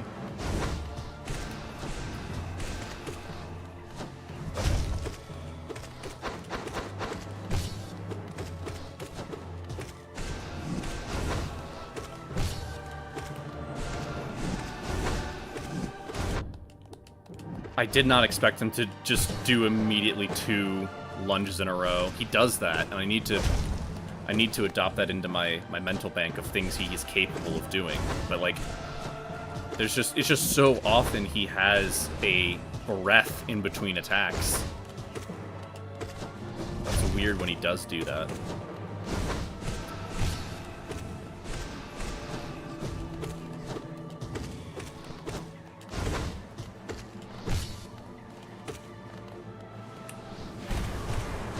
Oh, you're kidding me, brother. Okay. Swinging at a ghost that didn't even form all the way yet and just falling into his loving arms. That's how it be sometimes.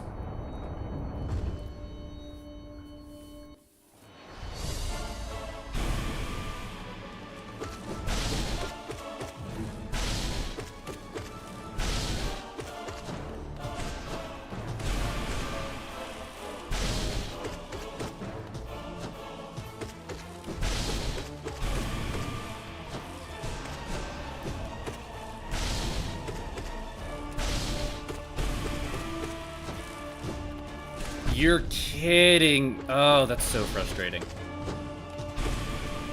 I think I'm underestimating how long the recovery is between spells, because I feel like I'm getting caught repeatedly.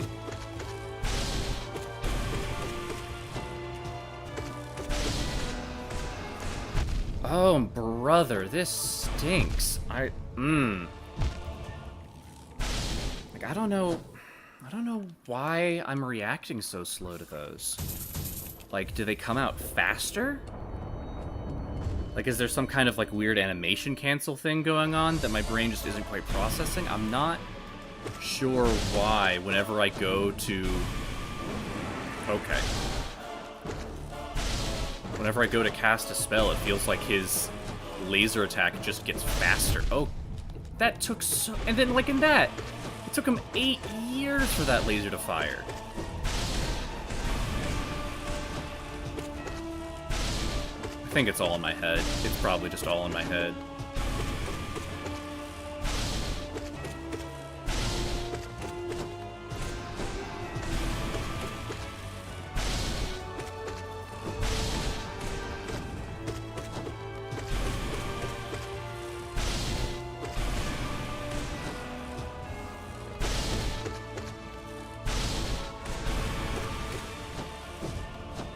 Oh, you're frackin' kidding me, bro. That's crazy.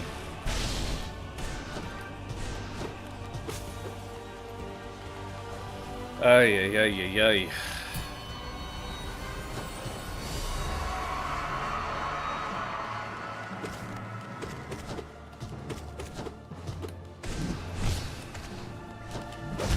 Okay.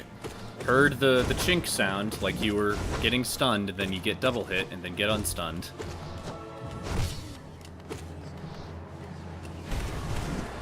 Oh, I need to stop doing that.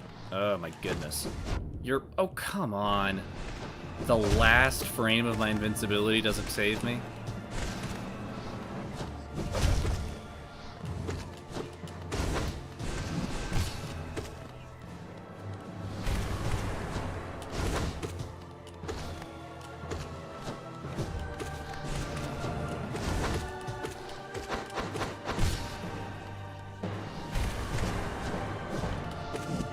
Oh, you're flippin' kidding me, bro. Ugh. I feel like I'm playing so much worse. And it's like, I don't know. Something about this rhythm I'm just not getting. Because, like, yeah, you can say that, like, because I don't have Shaman Stone, I'm doing less damage, which means that it's taking longer for me to kill these bosses, but, like... At the end of the day, I feel like this is the right play, that this is doing more damage. But there's just something about this rhythm of constantly generating soul and feeling obligated to constantly casting it. That's just not comfortable to me.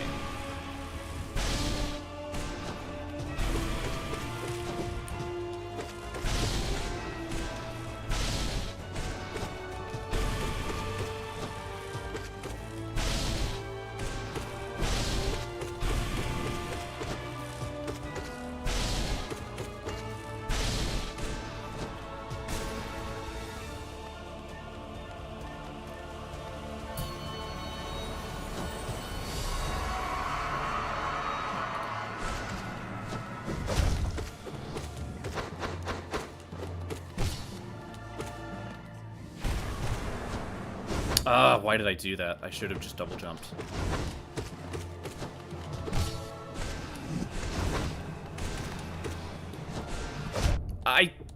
Okay. I swear I moved. I swear on my life I moved enough to get out of the way.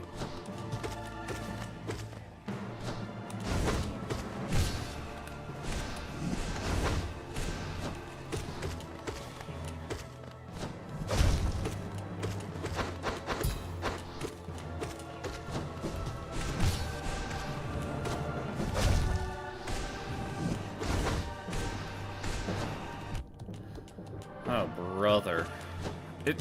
Stop aggressively jumping. I swear, again, it really just comes down to... I feel like the worst attacks in this game are just the bosses moving. Like, I've been saying that as a joke, but genuinely, actually genuinely, it is honestly probably the most true. Because when they jump, when they, like, move forward slightly, they have no telegraph. They just do it. It just happens. And so, like, ay, ay, ay, ay, ay.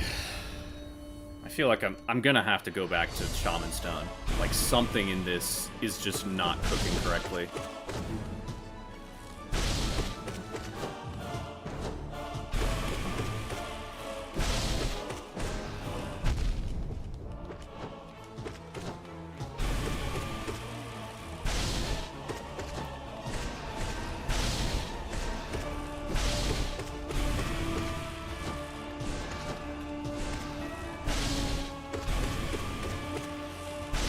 Oh, you're...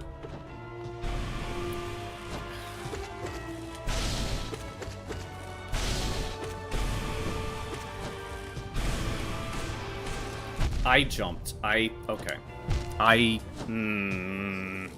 Fine. Okay, we're gonna drop Quick Slash. That is very frustrating. I know that Quick Slash, like, is the play. Like, it builds up so much soul. Like, even if I'm losing damage per spell, I'm gaining it back by the amount of spells that I can cast, but I just can't get into that rhythm. I don't know what it is.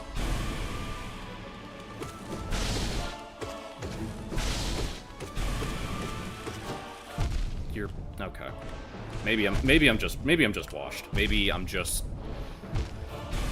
vey.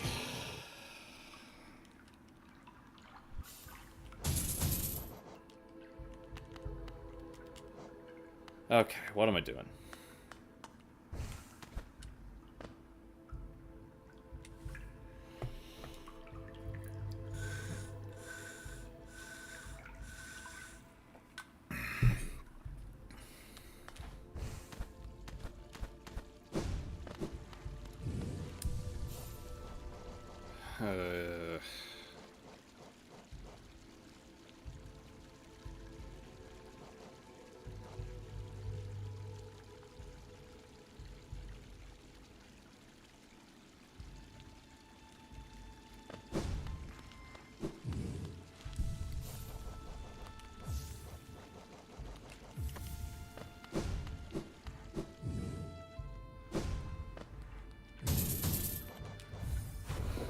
I think I need to have a bit of death of pride moment, because I'm getting frustrated because I'm currently in the first 3 boss, like, just death spiral. Honestly, the first 2 bosses, if I'm being honest. Okay. And I'm getting incredibly frustrated because it feels like I'm making no progress, and I want desperately just to get back to where I was. But that's just not how progression works. As frustrating as it is, I'm going to need to learn how to get better with Quick Slash. And I need to stop doing that. I need to... okay, starting now. Starting now, I'm not going to die out. I'm just going to play it through. Because I need to have genuine practice and not frustration throwing myself at a boss and hoping that it breaks. That's a great example of what I'm... okay.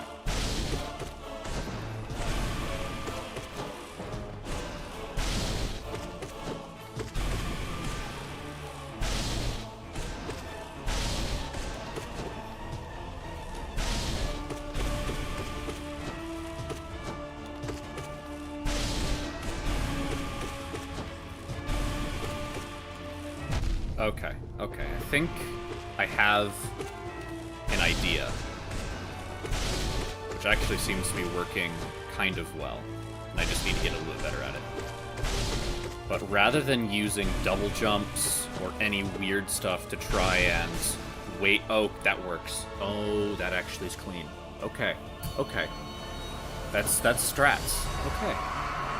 So rather than trying to, like, use double jump or dash or any of my movement abilities to wait out the laser beam that the Enraged Guardian, like, fires from himself, I'm going to instead use, just not cast any spells until he goes for laser beam, and then I use that to air stall. So it both covers my problem of doing a risky greed casts when he's charging a laser beam, which I've repeatedly gotten hit against, and it also helps me more reliably air stall as the laser beam goes under me. So that's honestly a good strat. I think we can run with that. If we can make that consistent and clean it up a little bit, then we can probably do no damage. And this guy, I don't know what this guy's problem is. I feel like he's just way more aggressive. I don't, like... It feels like he's way more aggressive, and I think that might just come down to I'm not doing as much damage as quickly, and because he has such a low stagger with Shaman Stone, you're able to, with a couple of spells, just instantly stagger him, which causes him to sort of feel like he's going slower. Maybe? I don't know. That was pure panic. That was a slow laser beam that spawned directly on my person that caused me to just dash directly into his face. And that was a bit of spell pushback. Okay, so that's the downside of doing this strat, is that if there's a ceiling laser beam behind me, I can accidentally push myself into it. So I can't just do it off the rip. I have to be a little bit more conscious of my surroundings. Still generally not a bad strat, but it's not a free pass.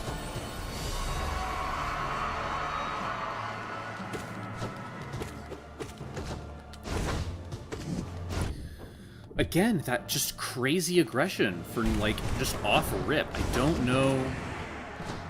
Am I taking crazy pills here? Like, oh, goodness.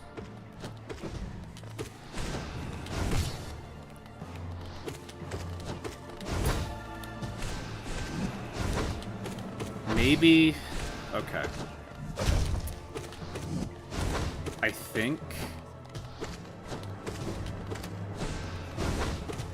I think I know what it is.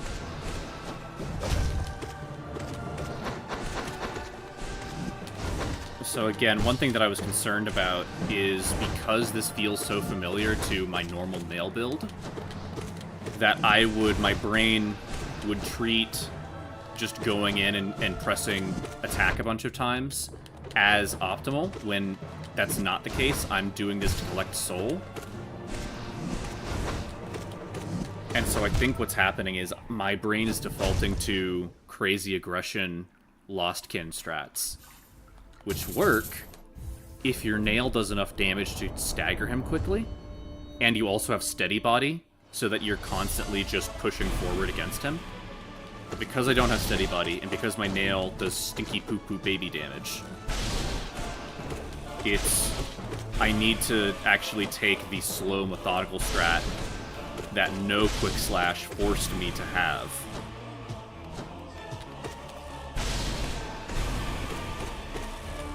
So again, like, quick slash is such an enabler for bad habits. Like, it's so good, and it's so, like, the merits of it are so objectively discernible that I feel like it's weird to call it a crutch, but at the same time, it just enables you to just press forward, which no other, like, charm combination really allows you to do.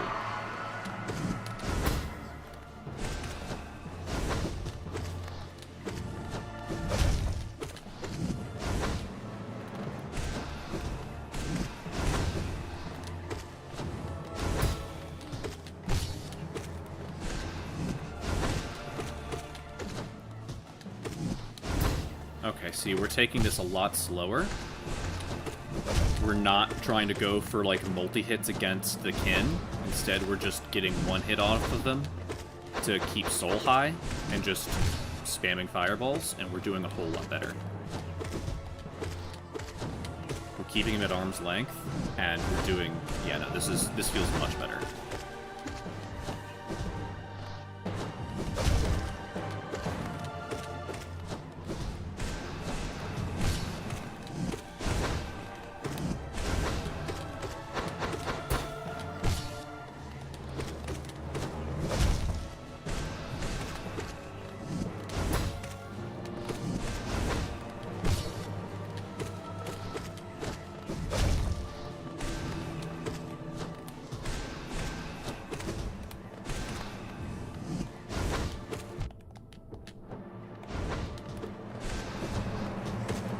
What doesn't feel good is how long it takes to kill this guy now. Yeah, I'm starting to feel... I'm really feeling the lack of Shaman Stone. But no, that felt so much better. Like, oh my goodness. Just... I needed to tell myself to stop trying to rush in and treat it like I didn't have Quick Slash.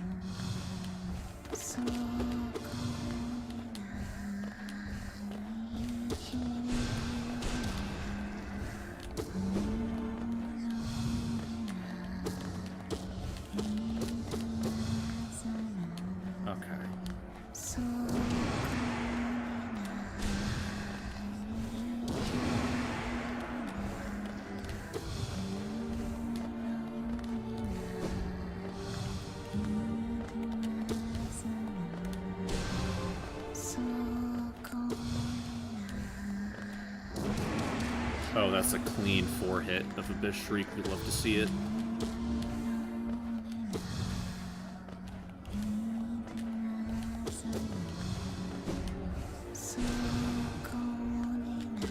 Ah, just jumped right into him.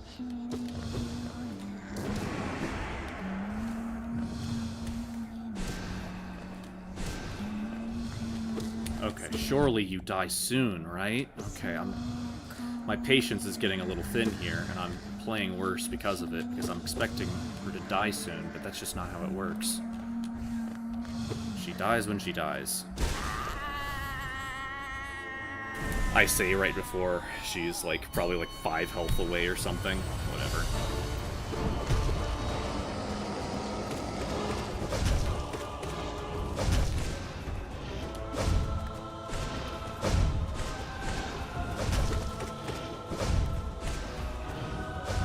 Oh, brother. At least contact damage doesn't do double. At least for this boss. There definitely are plenty of bosses that do double damage regardless of how you interact with them. But this is not one of them. Case in point, the dreaded steps forward slightly.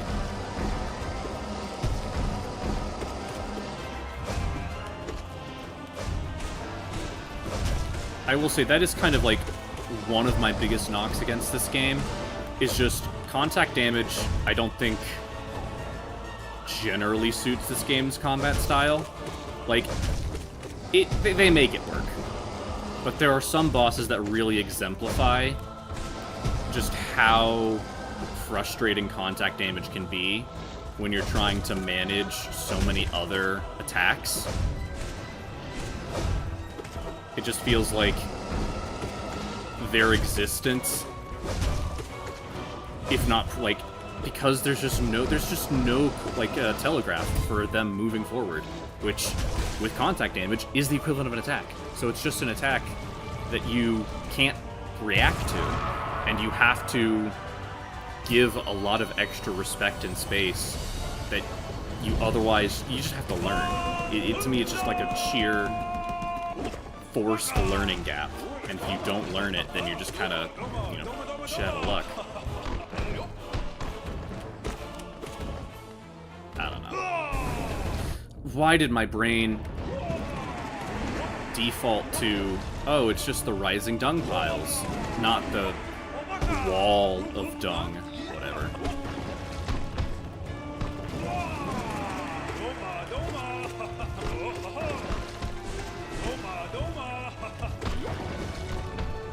Oh, you're frackin' kidding me, dude.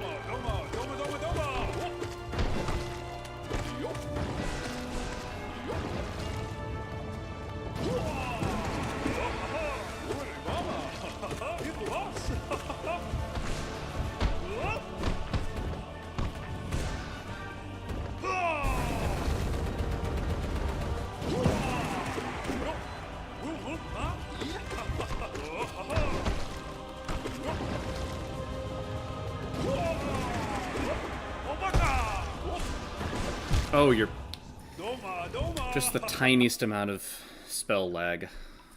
Yeah.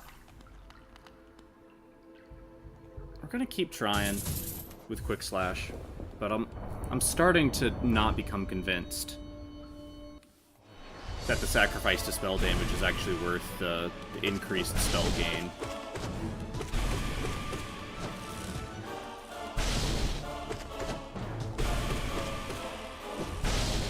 Ooh, you cheeky son of a gun.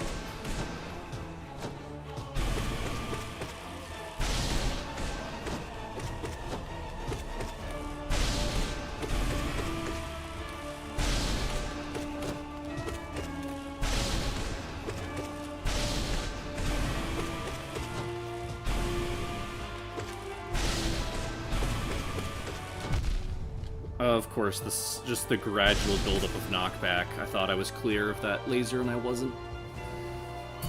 Oh, c'est la vie.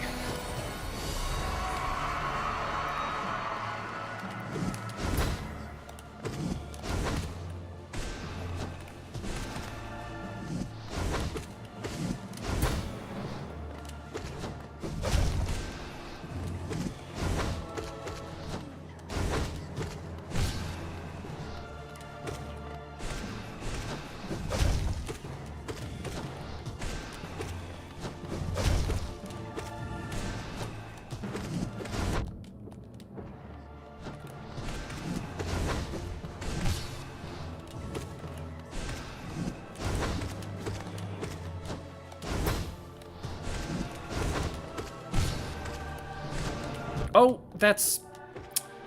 I disagree with that. I really hate how the jump just ignores... Like, it gets pushed back, but it just... It feels like he's on... He's like being yanked on by a string. It's like he's not even jumping. Because if you push him back, he just still compensates and just, like, ends up at the exact same spot. It looks so weird, and it feels super weird to play against.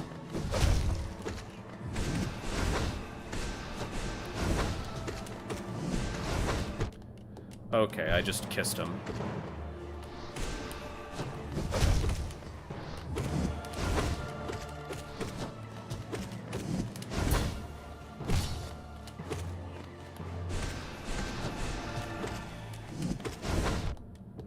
Well, this is going horribly.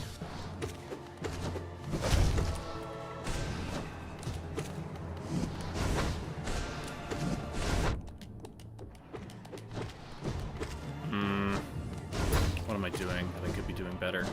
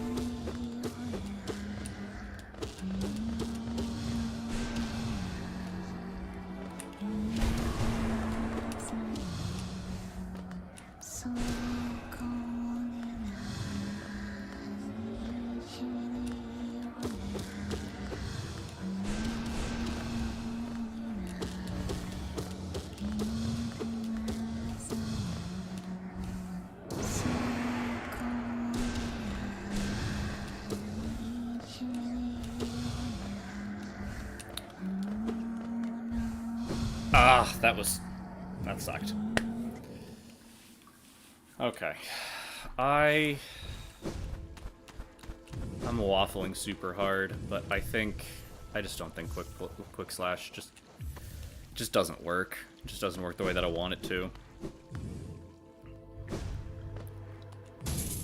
Like, on some level, it feels fun. It feels like it's working, but then I'm just the bosses just are going on and on and on. They're just not dying.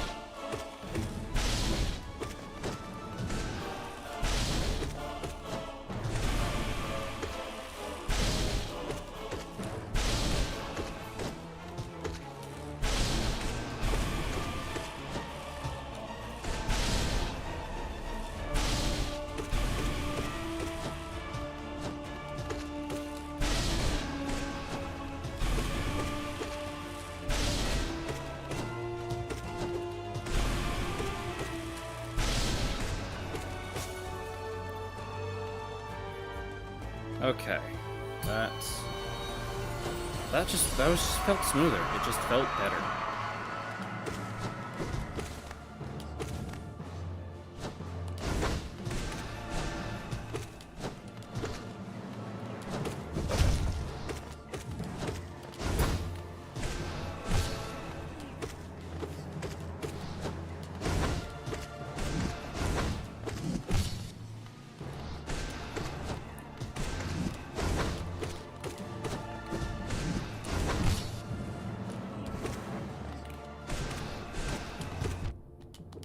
That sucked. Oh, I swear, jumping, man. If this boss just didn't jump the entire arena, he'd be 10 times easier.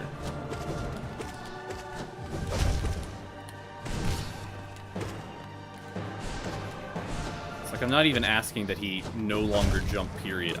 Okay, that was just bad play. I'm really just wanting him to stop jumping across the entire arena at like Mach 10.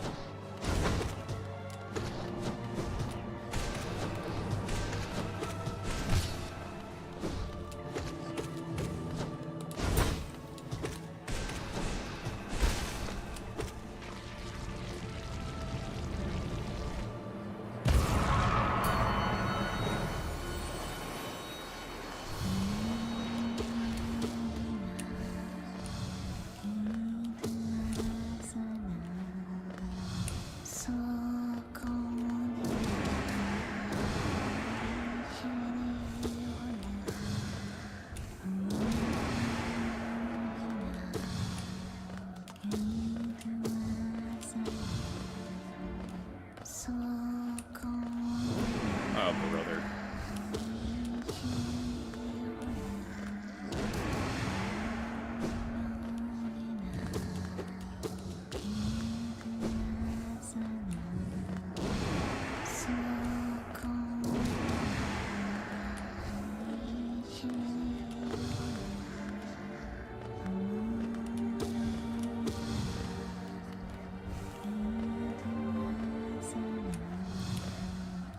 Sometime today, lady.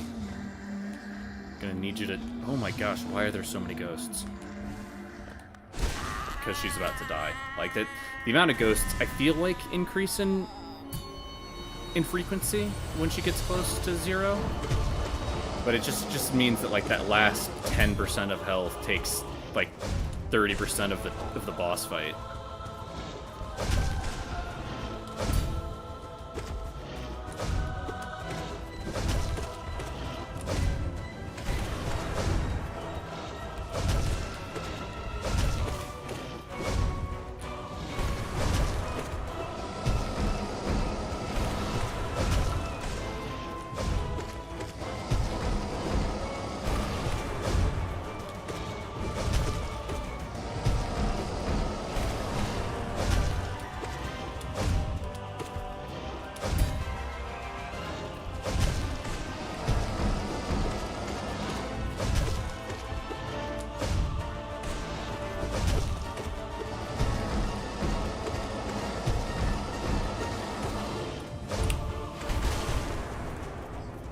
Dance on him, dance on him, dance on him, dance on him.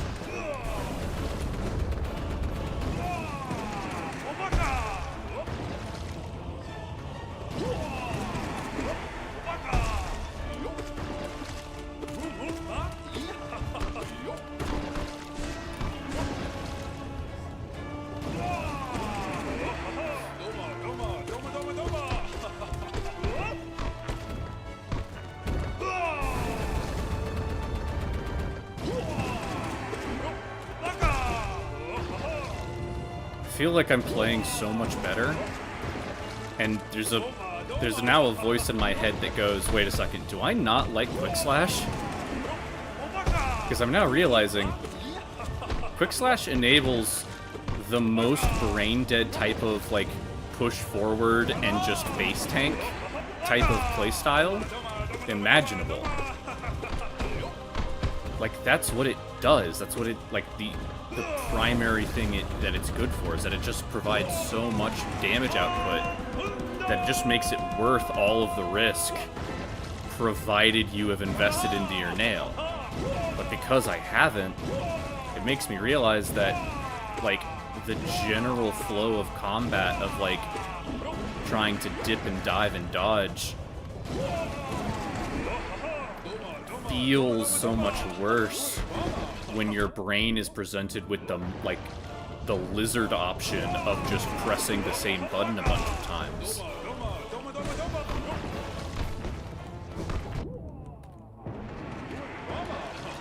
I don't know, maybe... I'm gonna have to think about that.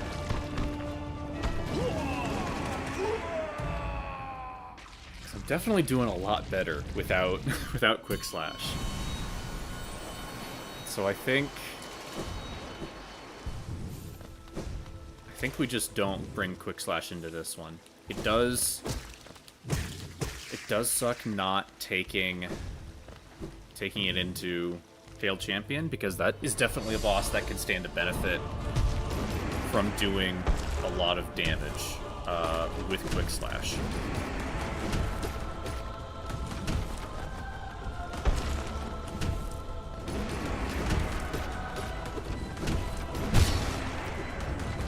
But also, if I just play my cards right and take those opportunities to Abyss Shriek when I have the opportunity to,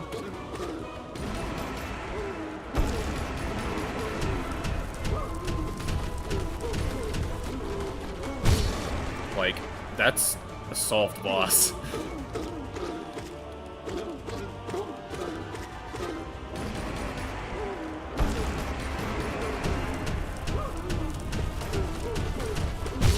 Like, holy crap, that's a solved boss.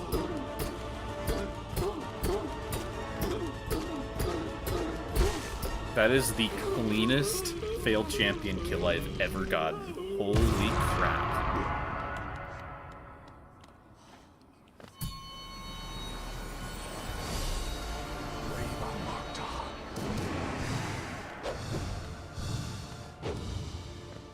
Okay, you little turd, I need you to stand above me. Sorrow.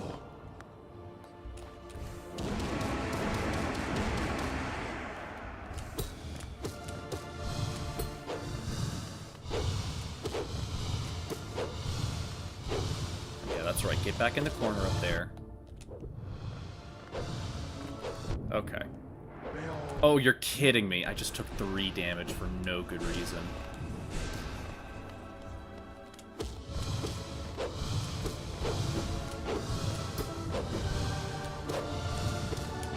Oh, you're... I hate Markov. All of the hatred in my soul is pointed towards this one stupid moth. At least in this moment. Honestly, it makes me appreciate Watcher Knights more. Which most people would find heretical because they hate this guy. Or guys. The boys. But I don't know, they're kind of fun in a putting out multiple fires at the same time kind of way.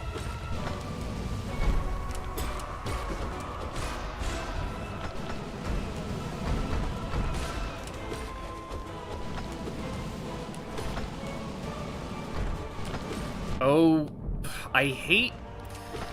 So here's what happens.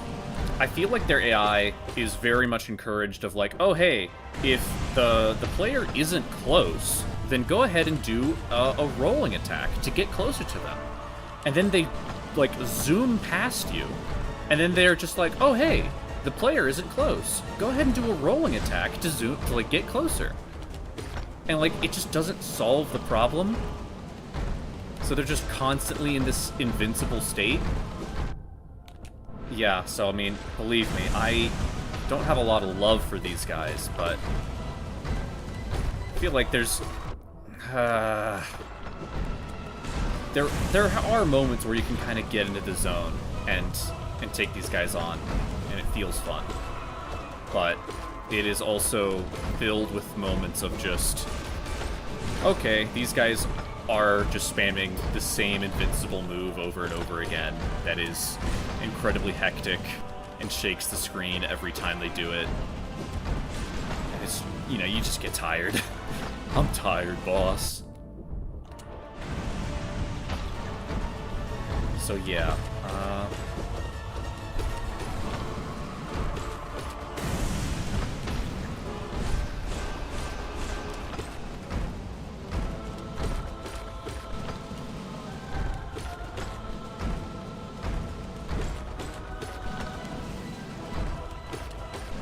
like, dude, this dude has... That's the first time he swung his nail. Like...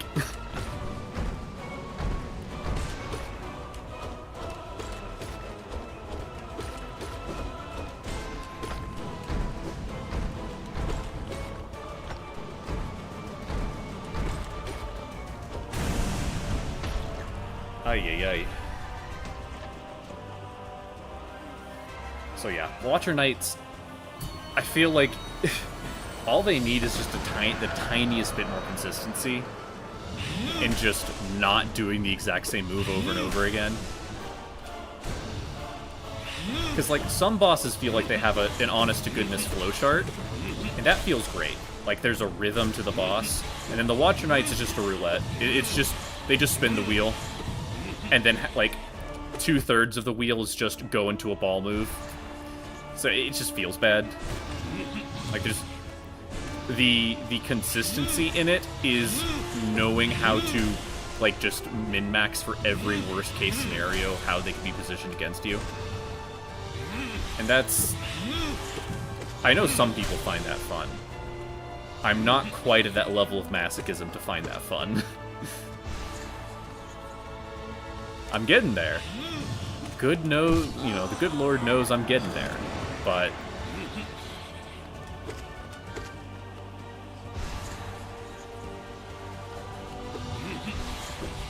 Oh, that's frustrating. He just did a full goes around, comes around on me. Okay. So, Watcher Knights was sloppy, and then Markoth was incredibly sloppy. Because I got super excited about doing a ton of damage to him in first phase, which is the strat. We're gonna call that a what? No, we're not gonna... I'm gonna wash. I don't care. I'm sorry, me of the past, who said that we're not gonna wash anymore, but that... Nah, that's... We're washing that.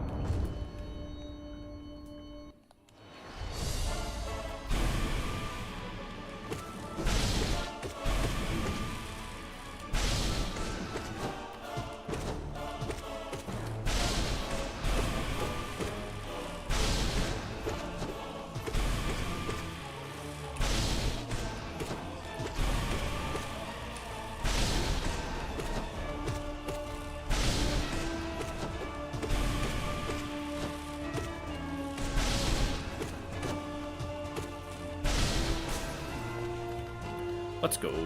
No damage.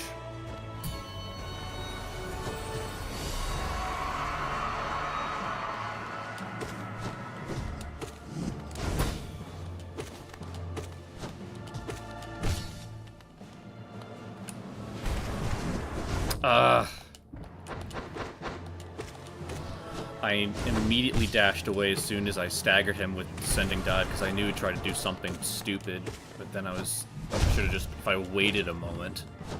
Oh, you're fracking kidding me, bro.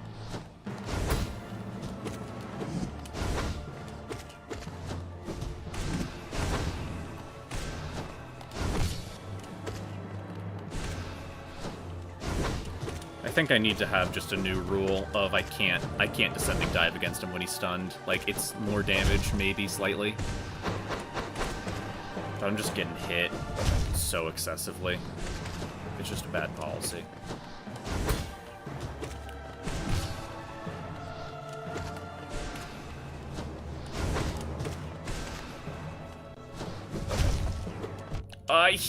The turnaround. Oh my goodness. He freaking hitbox shifted on me. Again, it's stuff like that, where it's like, I landed cleanly, but because he does contact damage, I got punished. And that feels horrible. And is it a skill issue? You bet your butt it is. It 100% is a skill issue. But it doesn't stop the fact that it feels absolutely awful when it happens. It's like, I was trying to space properly. Maybe I jumped a little too close to comfort, but it's like, you know, everything doesn't have to be perfect. There are margins of error. But because just the way the game is made, and because contact damage just has to exist, the act of him turning around was an attack.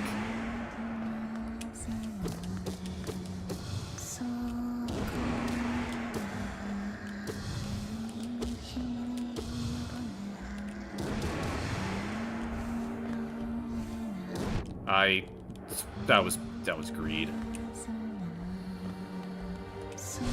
And that was pure unluck.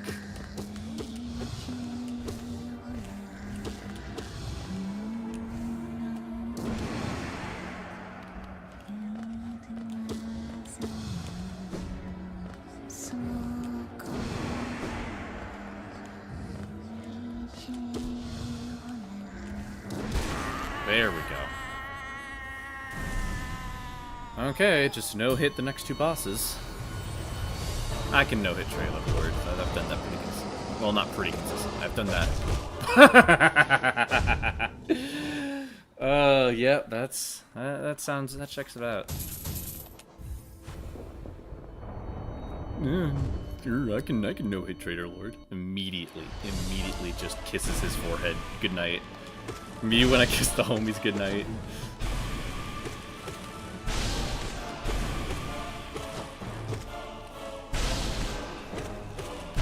Okay, that was a bit of greed, but I just wasn't expecting him to do the double there, I guess.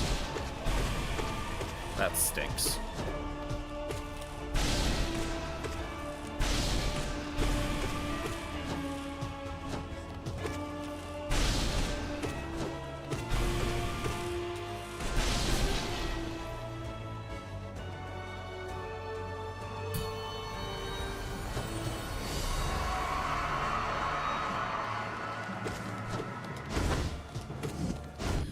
Okay, okay. It's just like the first, 10 seconds where he's just unreasonably aggressive. I don't know.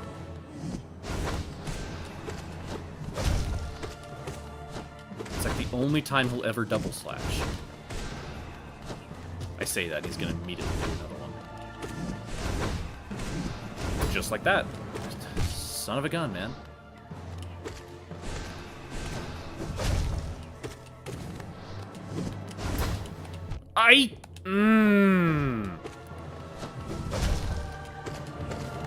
So my timing, the reason why I got hit by that balloon was that my timing assumed that I wouldn't clank, and clanking off of another enemy's sword causes so much hit stun. That felt rubber banded and gross. But it causes so much hit stun that I literally drifted in before I had the opportunity, before I was, truly actionable again. Again, it's stuff like that, where it's okay, maybe after 1,200 hours of non-stop playing this game, it would feel intuitive to me, and I wouldn't make that kind of mistake. But in the moment, man, it just feels awful to hit those edge cases.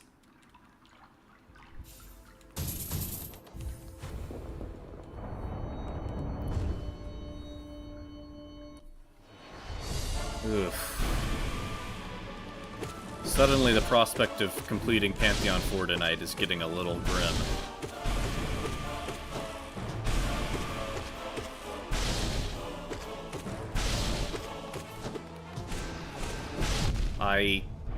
I'm gonna wash. I don't care.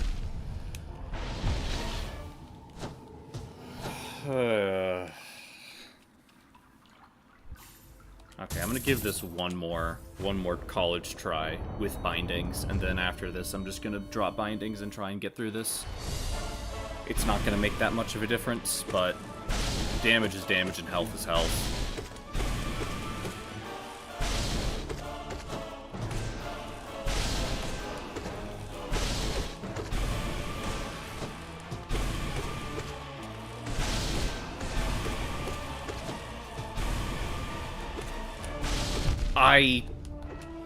I resent that.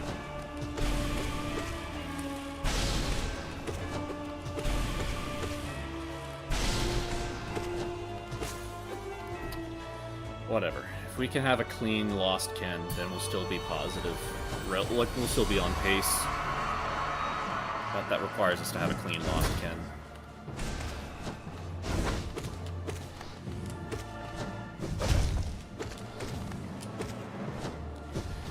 Oh, that son of a gun did a full hop across the entire... Like, again, he's just so fast.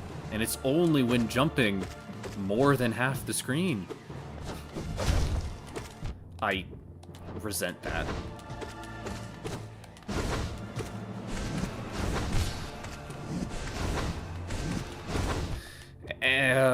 I feel like his momentum feels so weird to me. Like, it's... Like, I don't get it. Like, it feels like he's getting slowed down and pushed back by everything, but then he'll speed up as soon as the pushback ends, and that's just not how physics works? I don't know. I'm having such an unclean... Like, I don't know. I'm spiraling. I'm straight spiraling here.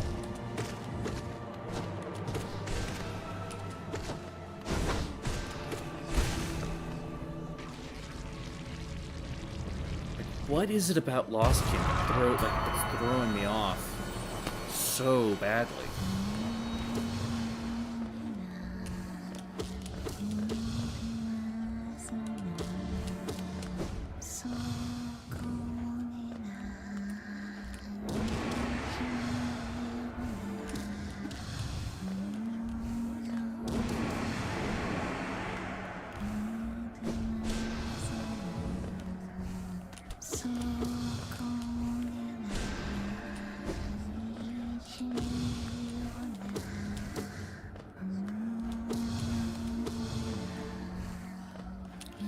Brother... Okay.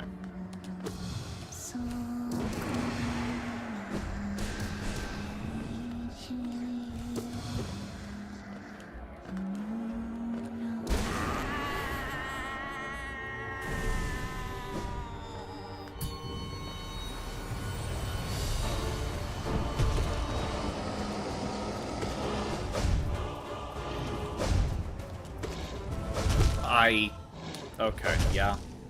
If I'm gonna be hit by anything, it's gonna be just the micro-spacing on that. Alright, I said no bindings. I'll give it a shot.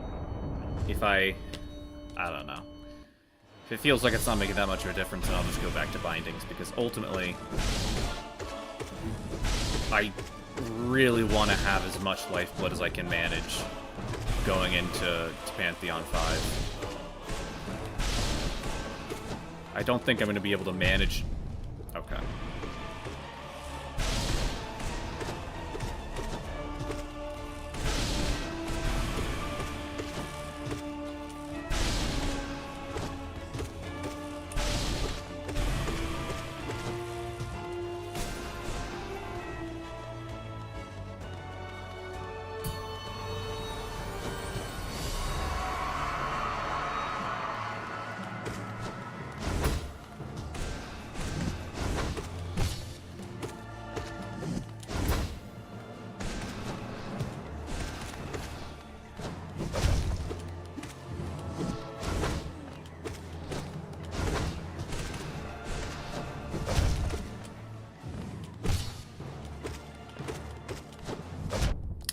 brother.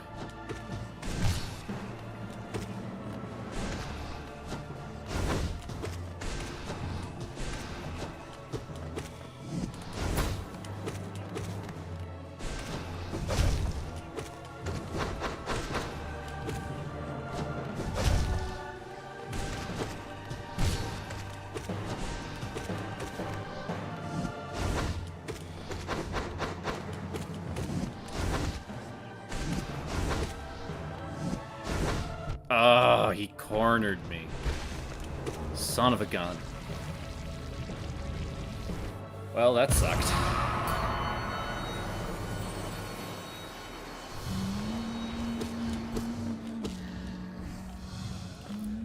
Let's not fall into the spikes, please. Thank you.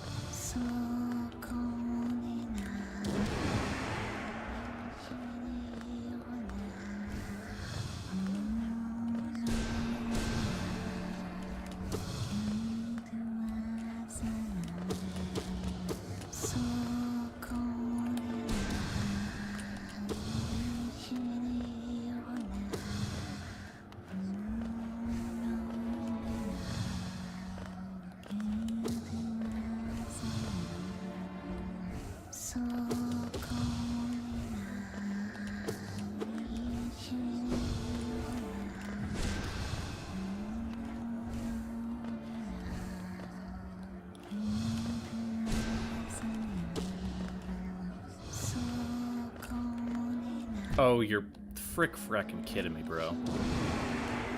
Don't know why I just jumped right into that thing.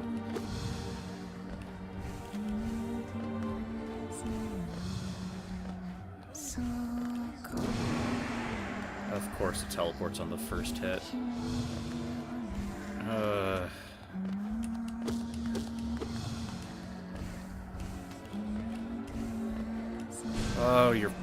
it's so close. I know that she's close to dying because the frequency of the ghosts is getting so unbelievably absurd. Yep. It's just so... That sucks. It just sucks to be stuck on the receiving end of that. I can't... I'm not gonna complain that it's like, oh, it's bad design, or whatever. The rubber banding of Lost Soul feels janky, but that just kind of makes sense. Like, as she gets lower health, it increases, but at the same time, like, there are some bosses I feel like would really change if this game had health bars. And on some level, I've seen mods for health bars, and I would never download that, because it's against the spirit of the game, I think. I think there is something to be said about not being so number heavy and changing your tactics based off of how much health you know there's left.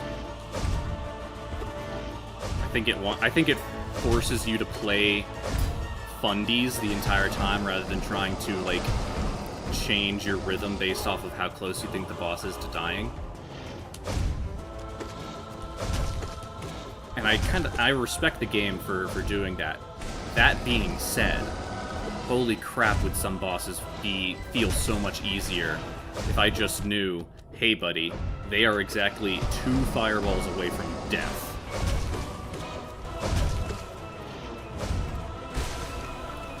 That was a very not clean Traitor Lord, but whatever.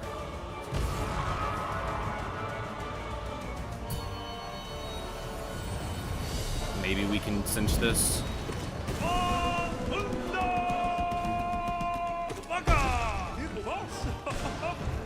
No rest for the wicked, I see.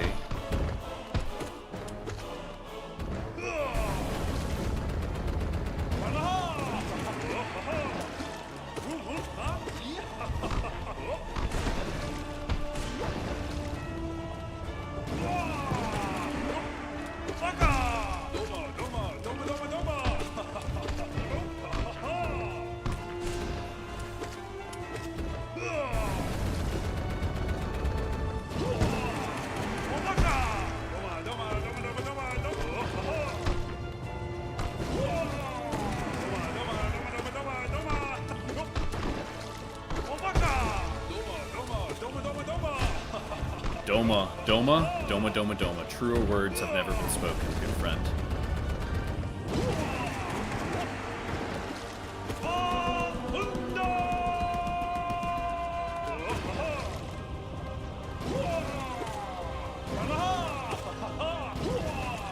Okay. A little bit of greed. Yep, nope, that was, I don't even know what move he did. I think he just did a swan dive into the poop, and that's what killed me. Okay. I don't care. We're just gonna keep doing bindings. It didn't make enough of a difference to feel like it's worth, like, it's about suffering now, so I can maybe suffer a bit less later, because the grind for P5 is going to be long. I think I definitely overestimated how many sessions it would take me to beat P5. I was like, oh yeah, it's like, I did 3 Pantheons in one day. That's the same, right? I could definitely do P5 in like 2-3 sessions, so we can just, you know, clean this out in like 4 more streams, and we're done. I don't... If I'm this deep on the struggle bus on P4, then we're in for a long one. Okay, I'm a wash. On one hand, like I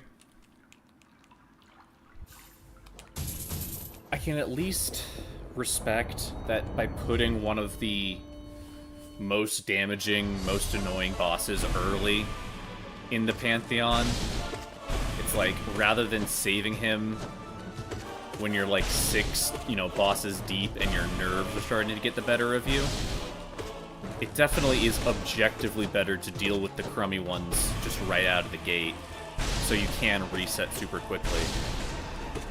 That being said, boy does it suck making one small mistake and then, you know, a quarter of my entire health across... It's just like that. Like, you know, I just made one small mistake and that's a quarter of my health for the next 5 bosses. Gone. Just gone. That makes it really demoralizing. Because that dude was probably dead. Like, in a couple more fireballs, he would have been dead. So I got, you know, 70% of the way there without getting hit. But, you know, close only counts in horseshoes and hand grenades, as they say.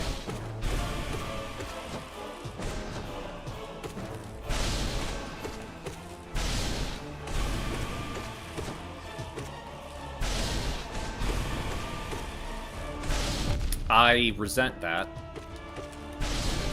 I didn't fireball a second time because I was about to... Okay. Just let me just run into you so we can wash again.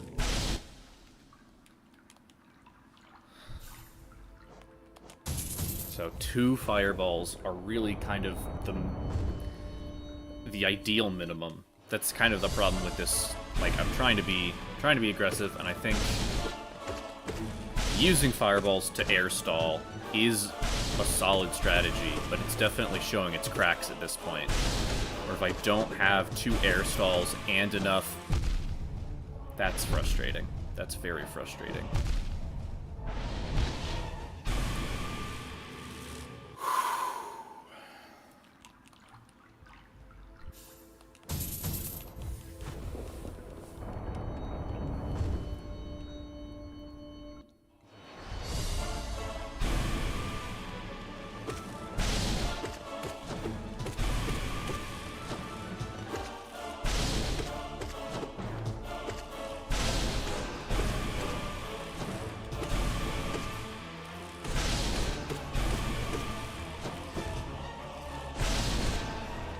One thing that I hope Silk Song has, that I think could really stand up. Actually, let me just before I continue to complain.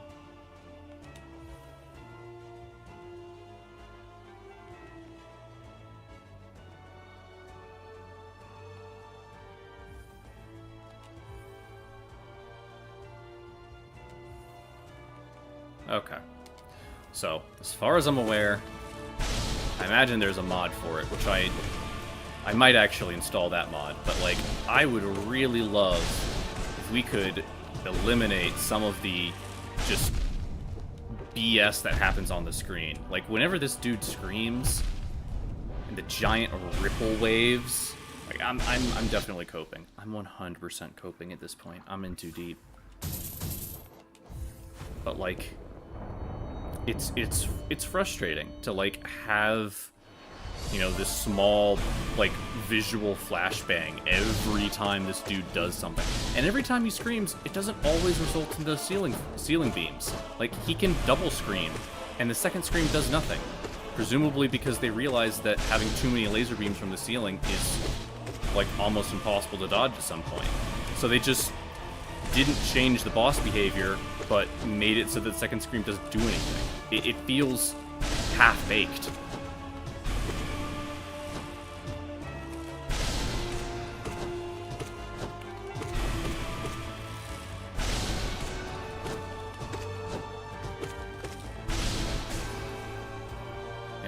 That's sort of the thing. Like, after spending a lot of time playing Elden Ring and Dark Souls compared to this game, I love this game. And I think a lot of the bosses are well designed.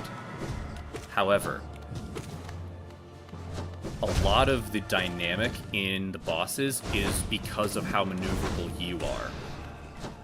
Whereas in Dark Souls, your movement is way more limited, but as a result, the bosses feel a lot more intelligible in their decision making. Whereas these guys feel like they'll just kind of do whatever the RNG manipulator will let them get away with. You know? Like, the only thing stopping them from being hyper-aggressive and doing their fastest move all the time is pure, undiluted luck. Whereas in something like Dark Souls, there's so much complexity that goes into the boss AI that you can kind of almost get a persona, like a vibe off of how they approach the player and how they, you know, fight. There's some actual characterization in it compared to just, okay, here's a bag of moves. We're going to shake it up and pull one out at random, and then do it again and do it, and just, like, repeat that 50 kajillion times. And, like, that's the boss pattern. Pure, just slot machine, you know, whatever.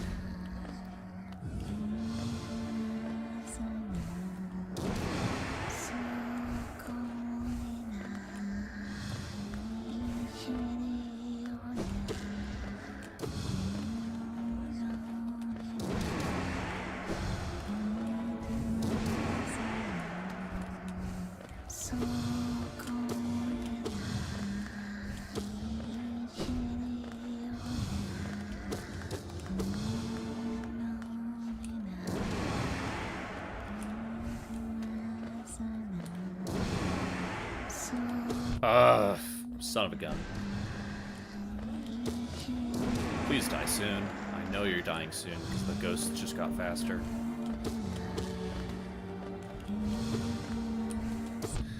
Of course that one peeks its stupid head above the platform. That's incredibly frustrating. And of course you teleport away on the first hit. Why wouldn't you?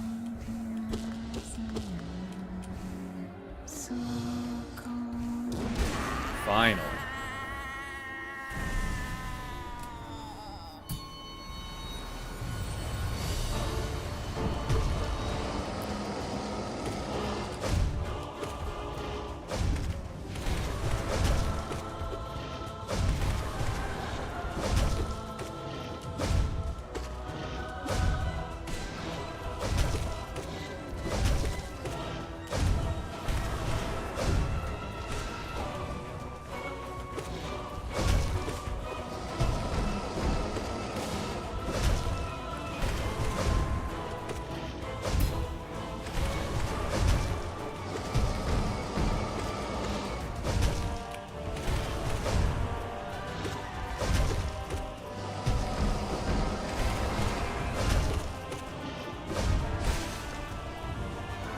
Okay, 4 health going into White Defender. We can do that. That's doable.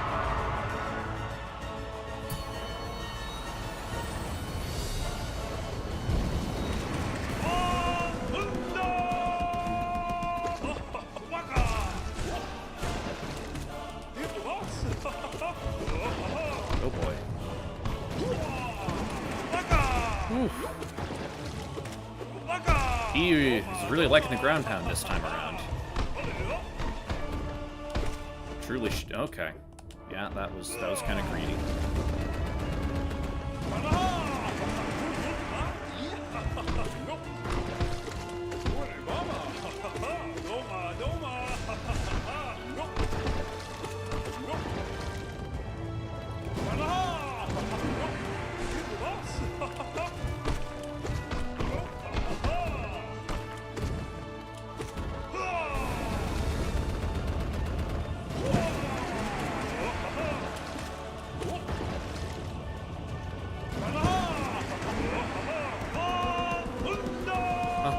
Doing good damage with this Shriek. Just not gonna...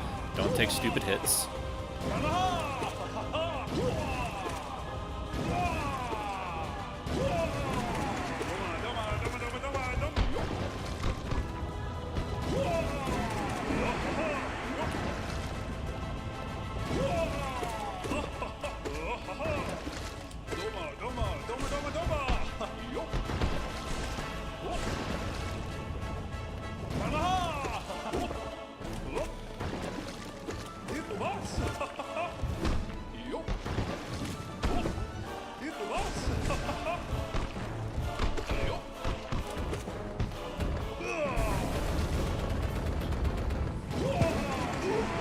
Okay, that was pretty clean. I feel like we're cleaning up White Defender a good bit. Only taking 1 damage. Not bad. Alrighty. Hot Springs, Bench, Cocoon.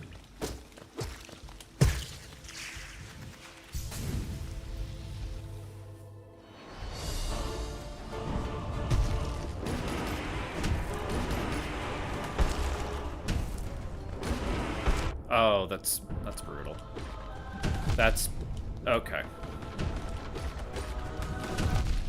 Why did I give up? Why did I give up like that? That was so dumb of me. Oh, that sucks so unbelievably bad. I just gave up. I did the thing where my brain just was like, okay, well, that's a wash, and then I had to recover of like, no, wait, dummy. You can't just wash now. You're 6 bosses deep. I can wash now. But like, I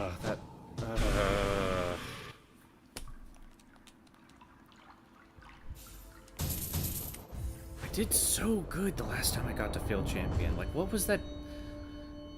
I feel like I landed... I felt like I landed all 4 Abyss Shrieks, but I didn't just take him down like I did the first time. Like, I know I probably didn't land all 4 hits of all 4 Abyss Shrieks, but it's still, like, how close was I to freaking knocking that dude down? We baited me. He baited me super hard there.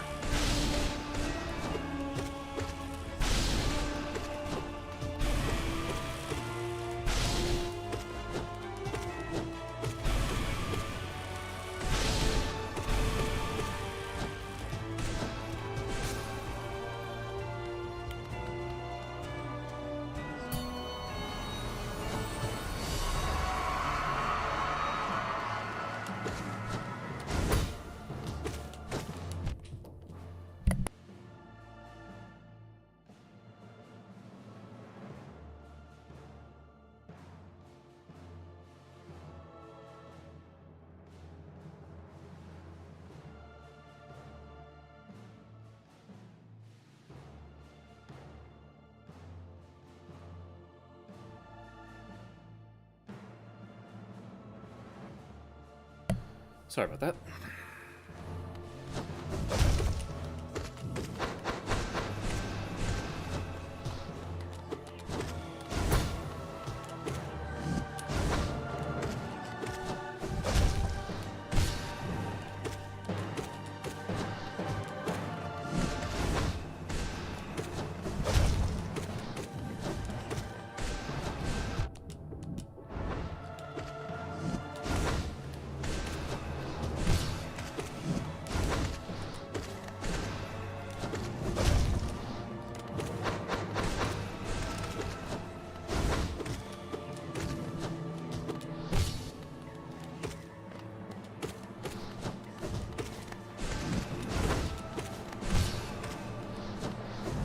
Okay, that felt weird. Why did two ghosts spawn, like, back to back?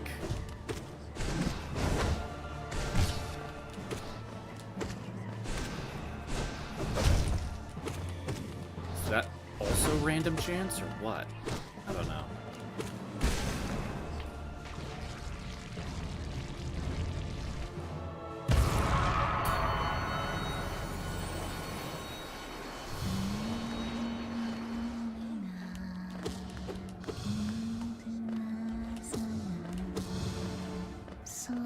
Oh, you son of a gun.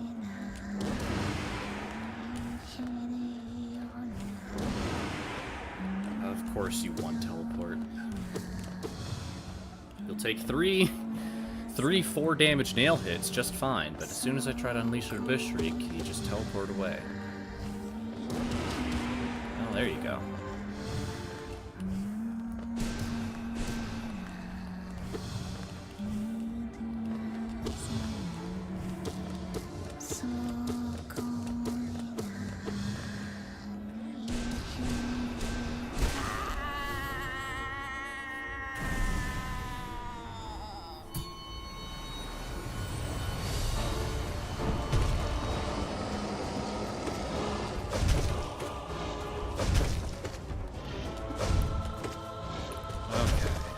Provided I don't choke super hard, which is always a big ol' asterisk.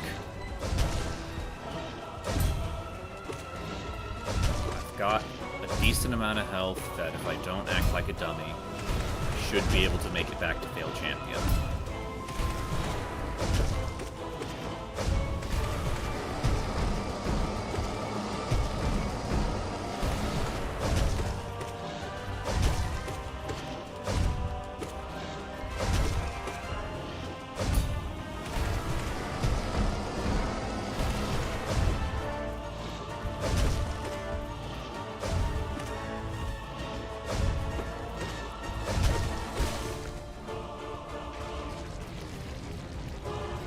Health is pretty good. Can afford to be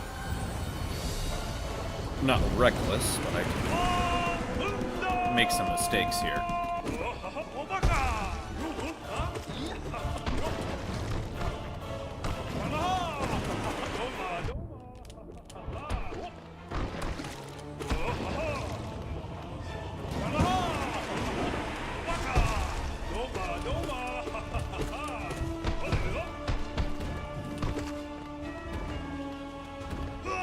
Don't dive bomb directly above my head, please.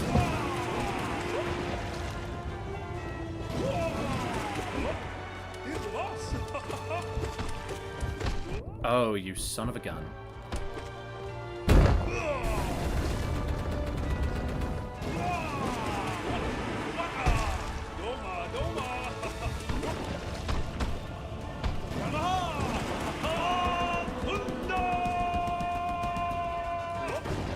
Ooh, he almost got me with that dive.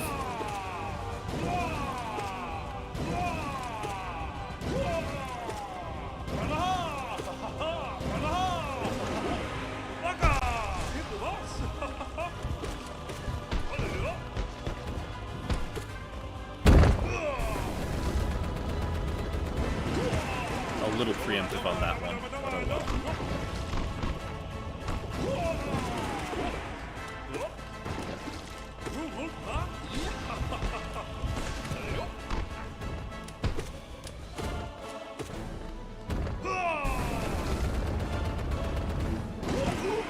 Nice. I was solid.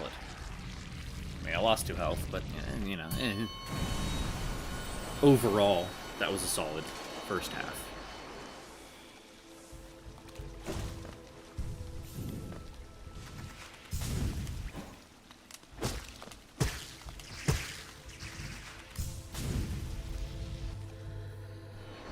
Okay.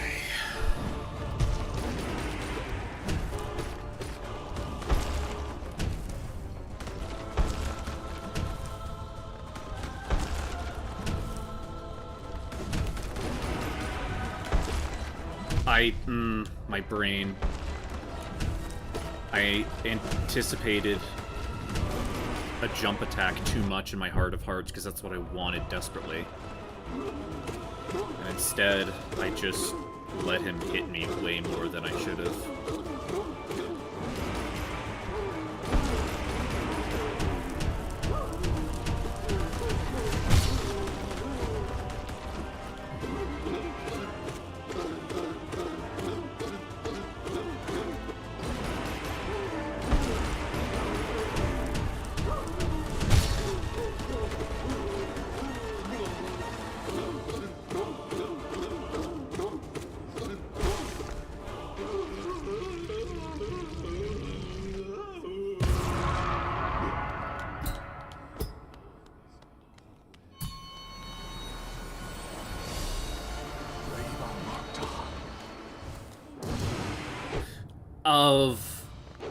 Why am I even surprised?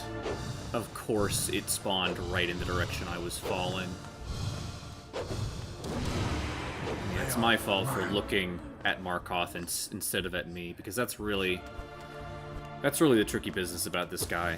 Is like, a lot of the times you want to be looking at the boss, because that's where the danger is. That's where, you know, the telegraphs are. But he doesn't have telegraphs. Instead, he's just summoning a bunch of daggers. So you have to be looking at yourself, or more accurately, the radius of like 10 to 15 feet around yourself for where the frickin' daggers spawn. Of course I pushed him up so perfectly, it just hit me. That's hilarious. I'm laughing so hard right now.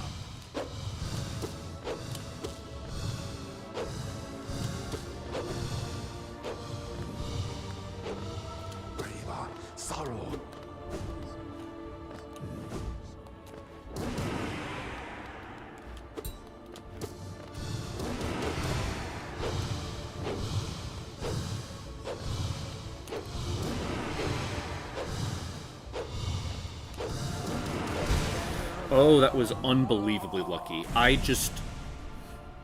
How did he not hit me?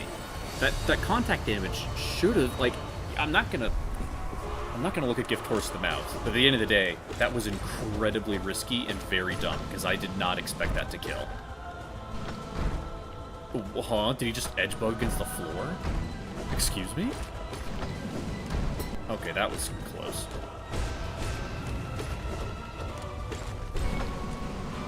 And of course, he rolls away as this guy comes into existence, and, like, I just hate when they get discoordinated like this. Like, please, one of you, stand still!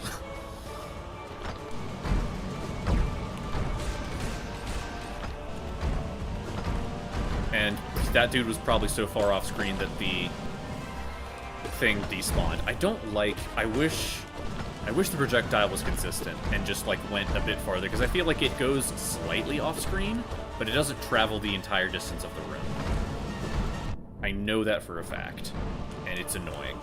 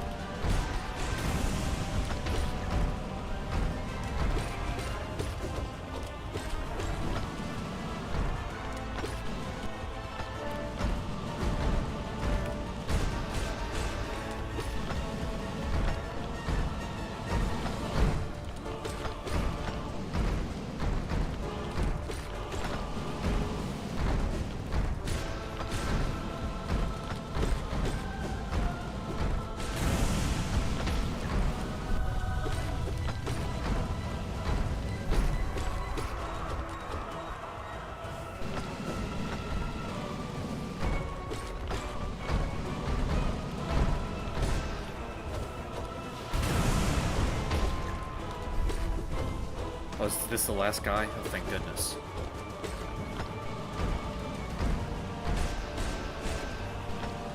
I thought he was rolling backwards. I don't know why.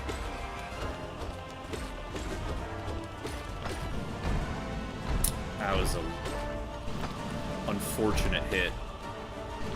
I really want to have as much health as possible. But we can't always get what we want.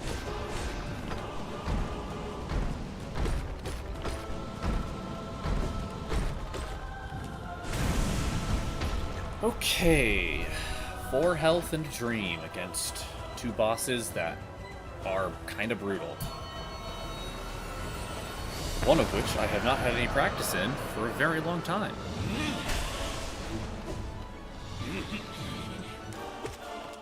But at least, if we at the very least get to him, that will be progress, because that means we can practice him in the Hall of Gods. And figure out some game plans.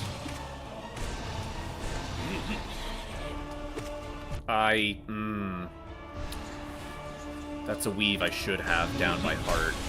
I'm disappointed that I got hit by that.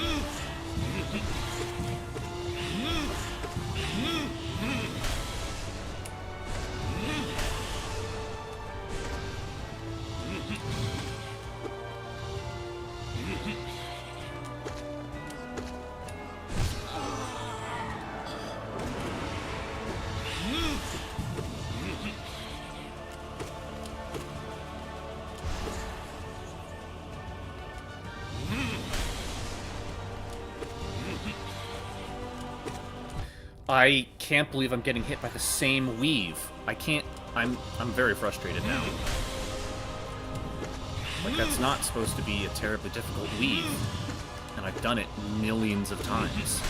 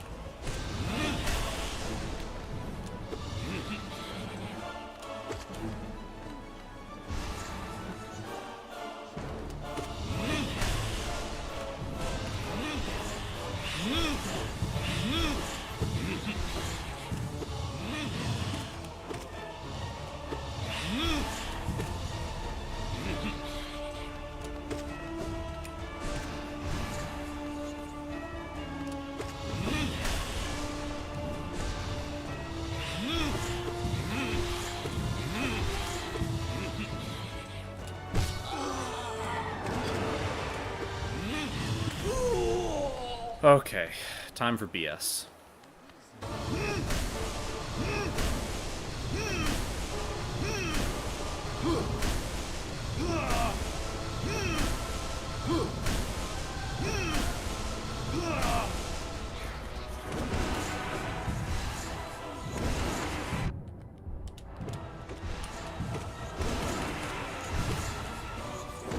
Please.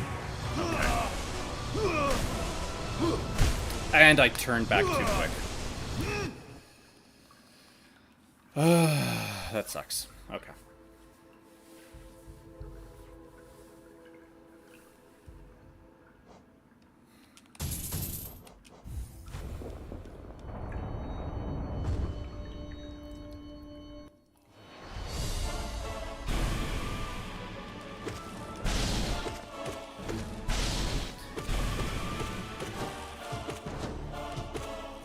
That was disappointing, but ultimately, going in with that little health, without the practice of doing that boss, I'm not surprised I didn't go the distance.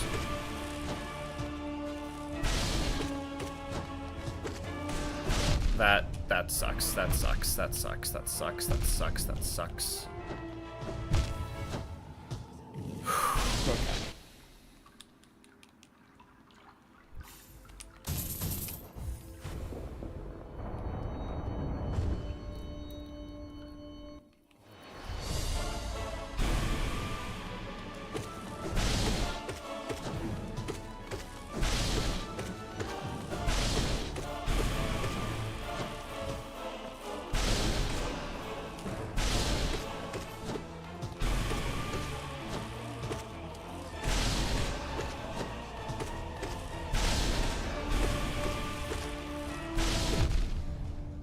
I did that. For some reason, my brain keeps thinking, oh, I just air stall, and I'm air stalling with attacking, which is just not how this game works. Gotta air stall with spells, dummy. Well, this is still recoverable. I'm glad I didn't throw that.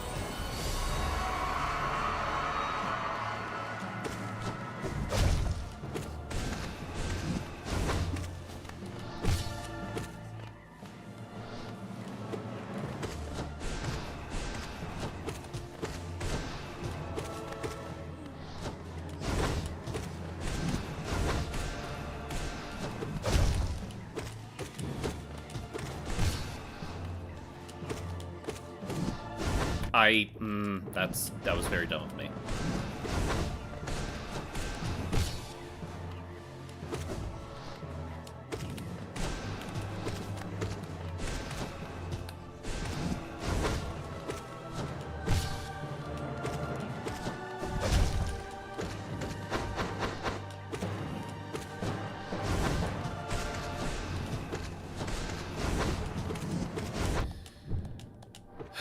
Always when I look up for like 0.5 seconds to deal with a stupid balloon that he decides, I'm gonna double slash right now.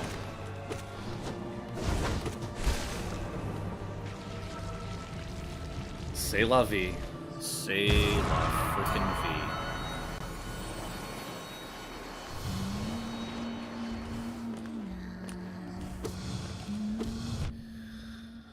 I really hate that. I think the majority of the health I've lost from No Eyes is just from falling on ghosts. Because, oh hey, I'm trying to chase this frickin'... And part of it's the camera. Like, the camera naturally keeps the knight towards the bottom middle of the screen. And so looking down is just so much more daunting than looking up, because you have to manually flick your thumb away from the face buttons towards the analog stick just to double check as you're like doing 50 other things, and probably there's another ghost on the platform you're currently on like hurtling towards you. So you have to be very quick in your check, but you can't just send it and throw yourself down.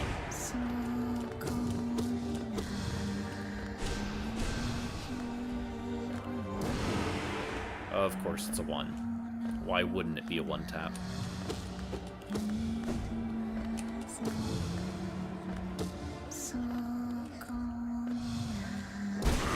Ugh. Again, it's like, is No Eyes hard? Not objectively. But does it feel frustrating? Yeah. Honestly, I don't want to say anything, because it's just, you know, knock on wood jinx, but honestly, I'm so glad Trader Lord is right here. He's kind of the pick-me-up I need after getting dogged on by Enraged Guardian, Lost Kin, and No Eyes. Those three are kind of a brutal trio. And it's just nice to have something a little simple, a little turn your brain off and just wait for the telegraph and react.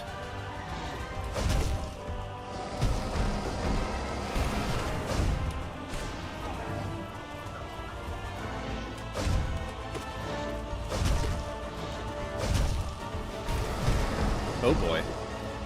Okay, we're good, we're good.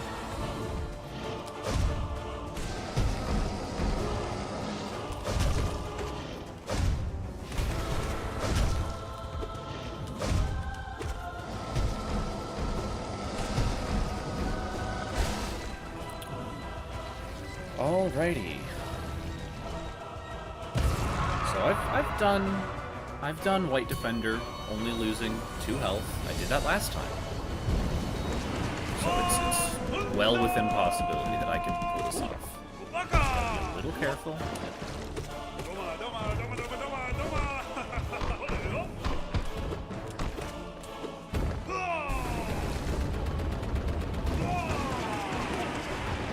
Ah, that sucks. That sucks so unbelievably bad.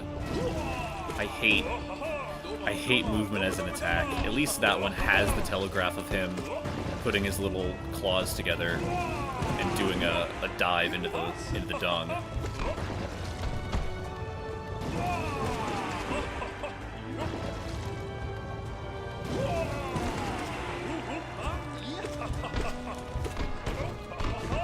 Almost got me.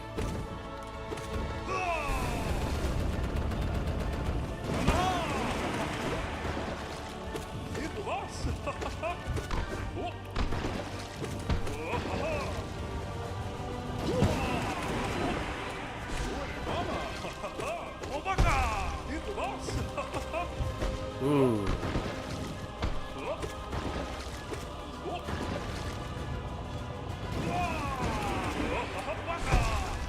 Surely you're close to phase 2, my guy. How many spells have I hit you with? I'm just not kidding you with all 4 hits? Okay.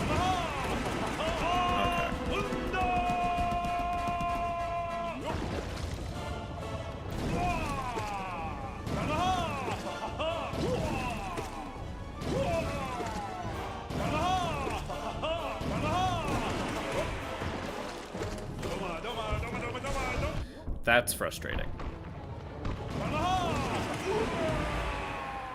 Okay. Okay. That's good. That's good. Skin on my teeth, but hey. A dub is a dub is a dub.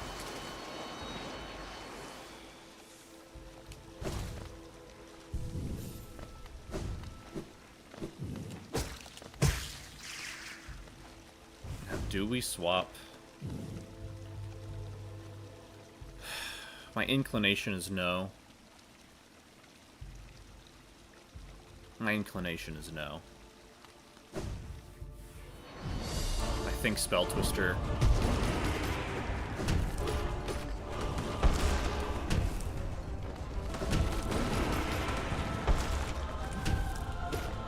Oh, that sucks.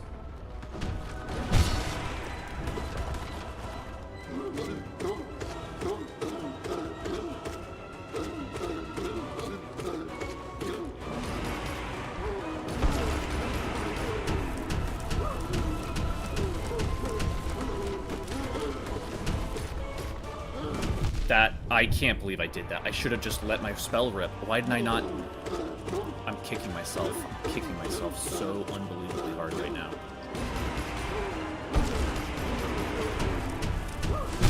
Like, I should have just done that. Easy, done. Why am I messing around with the sword?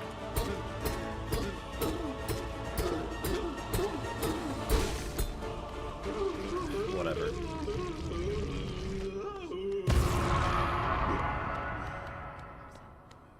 If we can clean up Markov, it's recoverable, but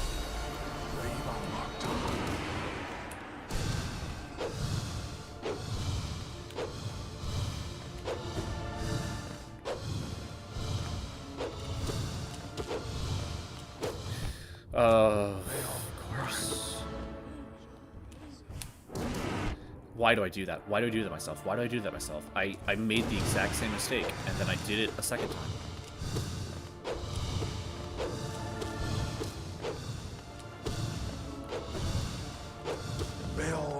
Mine. Cool. Cool. So that is a strategy.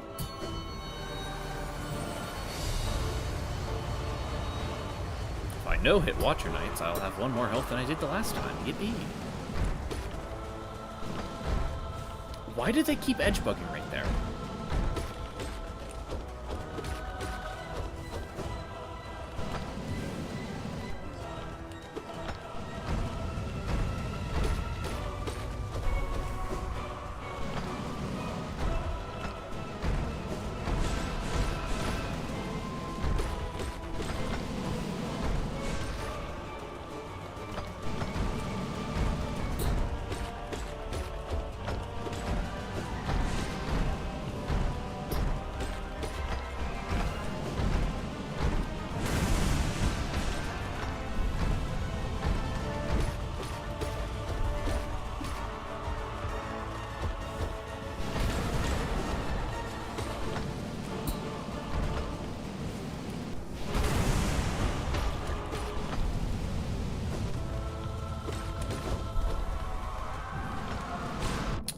was greed.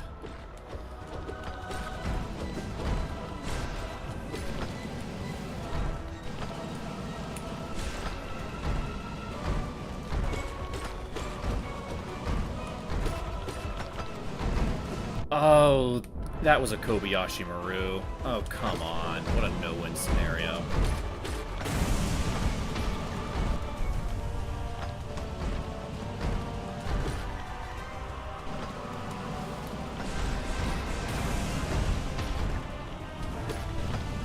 There's another one? I thought the last guy was the last guy.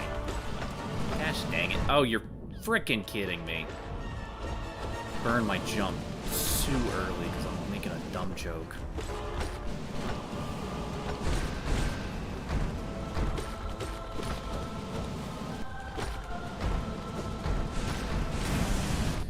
Mother Hubbard, you're kidding me. 4 masks lost against Watcher Knights. That's pitiful.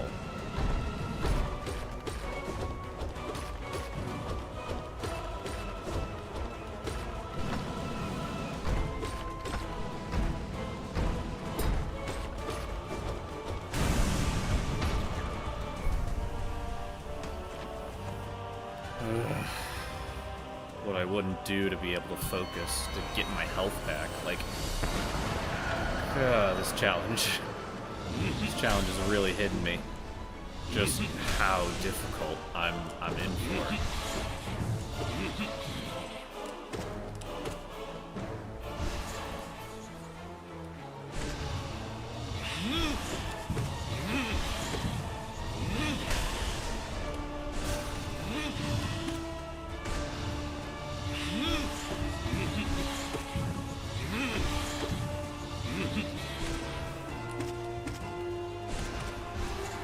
That was an interesting route of the carousel. I don't think I've ever taken before.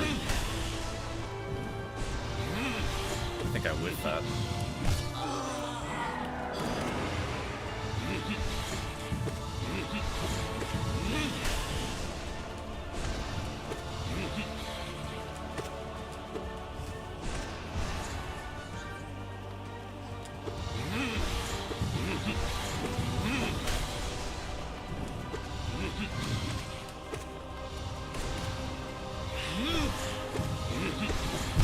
Okay, yeah, no. Tried to dodge because the knockback of my nail would mean too much negative momentum. So I was trying to counter that by dashing forward, but then I just dashed right into his loving arms.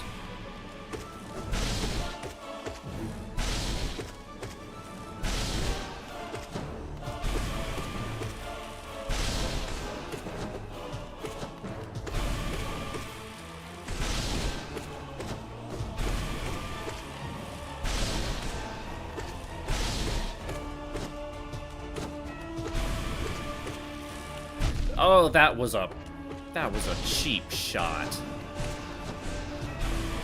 Just all of them converging on my position specifically.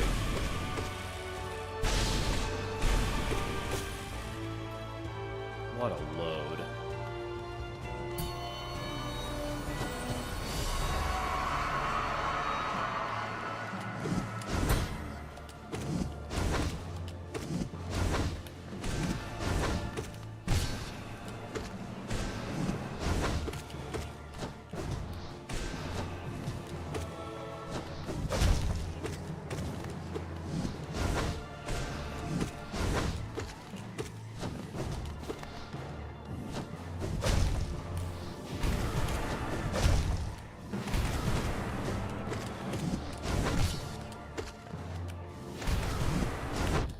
Brother, what a load of malarkey.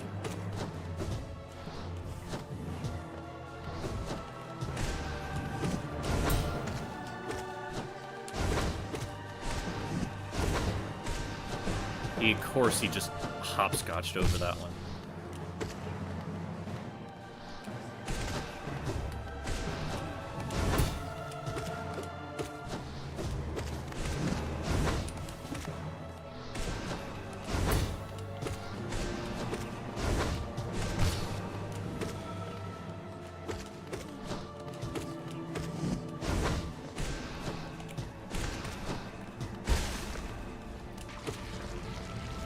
fairly clean. 1 health lost. Not too shabby.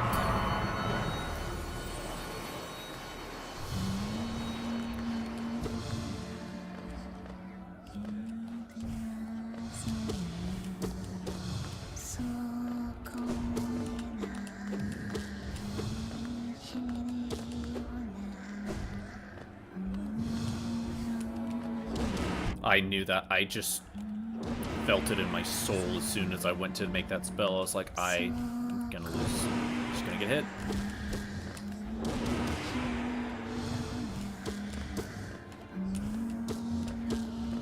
Of course.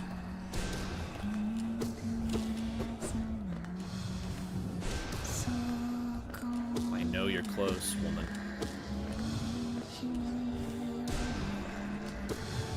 Come on, please die, please die, please die. How are you still alive? Thank you.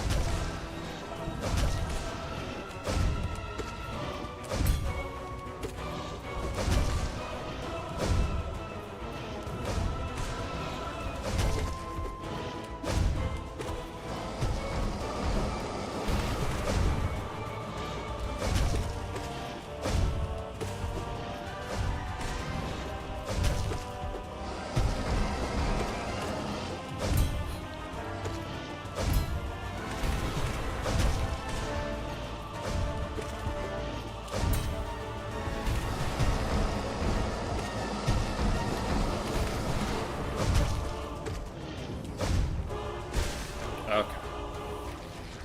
4 health, Dung White Defender. Easy peasy.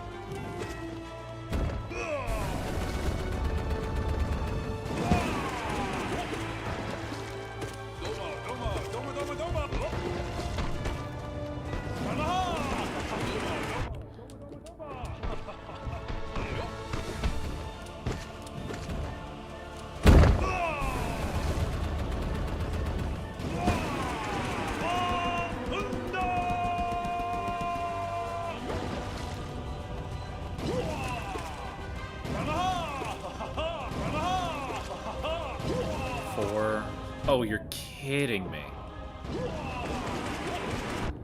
Okay, I'm playing super greedy. I need to...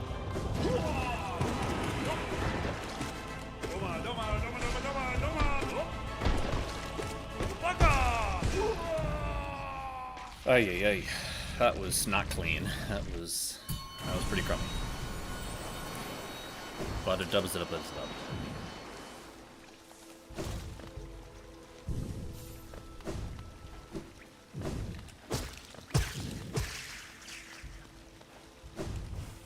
Okay, please let me have a clean failed champion.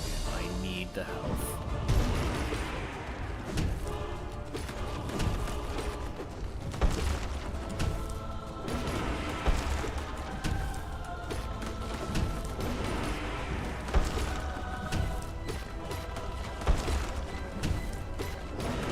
That was not clean.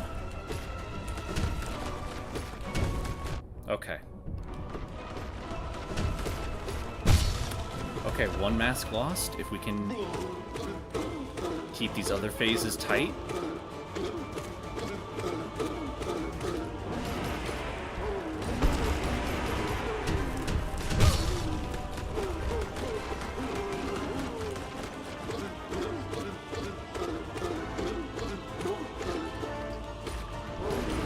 That was not tight.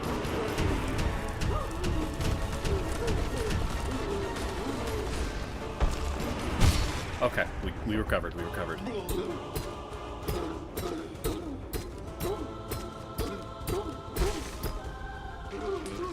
Ooh, brother.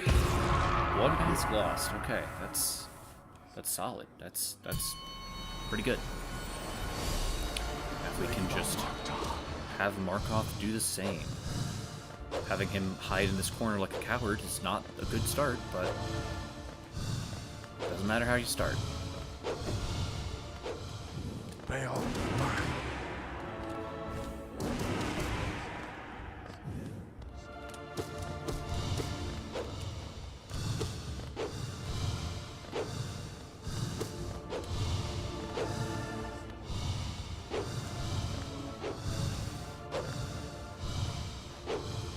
Bail mine.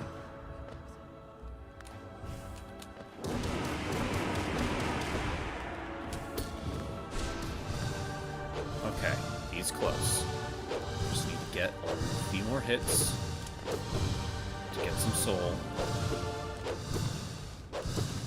Bail mine. Oh, let's go. That was a clean Markov. That was a very clean Markov. Okay, okay. We just need to tighten up his Watcher Knights, and then we've got a real shot at this. We've got an actual, honest-to-goodness shot.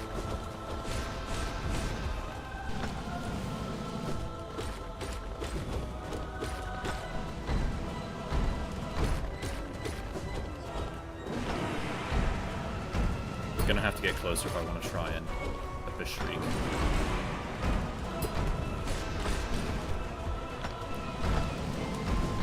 Oh, that was tight. That was so tight. Oh, that sucks. Ooh, thank you, iFriends. Thank you, iFriends.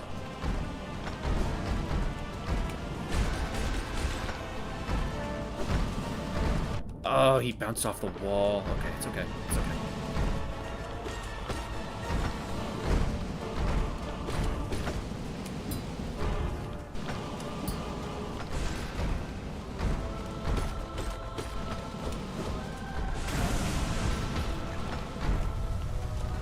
Stop getting stuck on the floor, dude. You're freaking me out.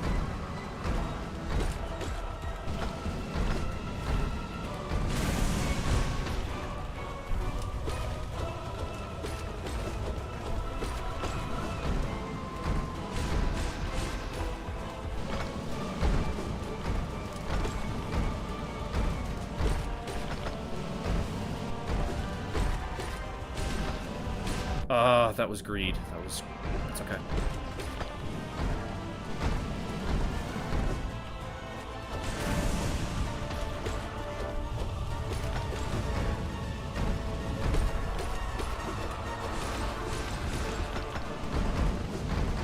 Oh, they bounced off the wall so crazy. I've never seen them bounce that with that much velocity before. That's so absurd.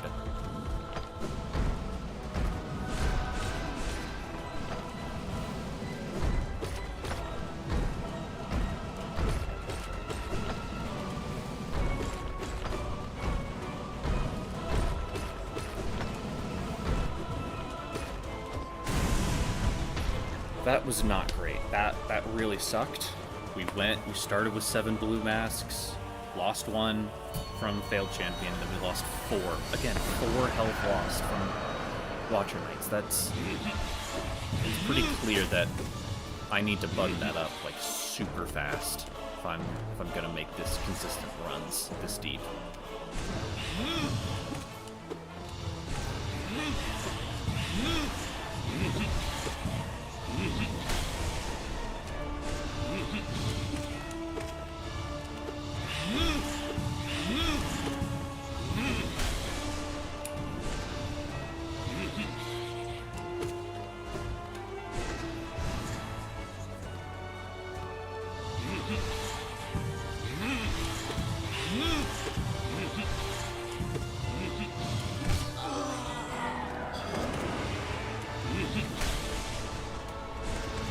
Ooh, that was a nice double hit. I think we're going to make that adaptation of only jumping through one of the carousel rather than trying to do the double jump, because I lost health and it feels risky. So we're just going to do one jump and then dash. And that clears us.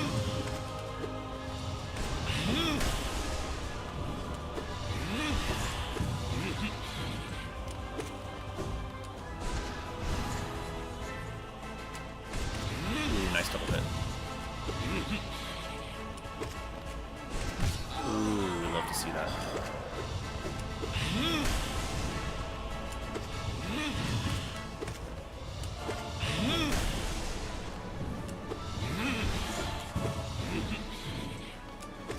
Oh, you're kidding me. It's okay.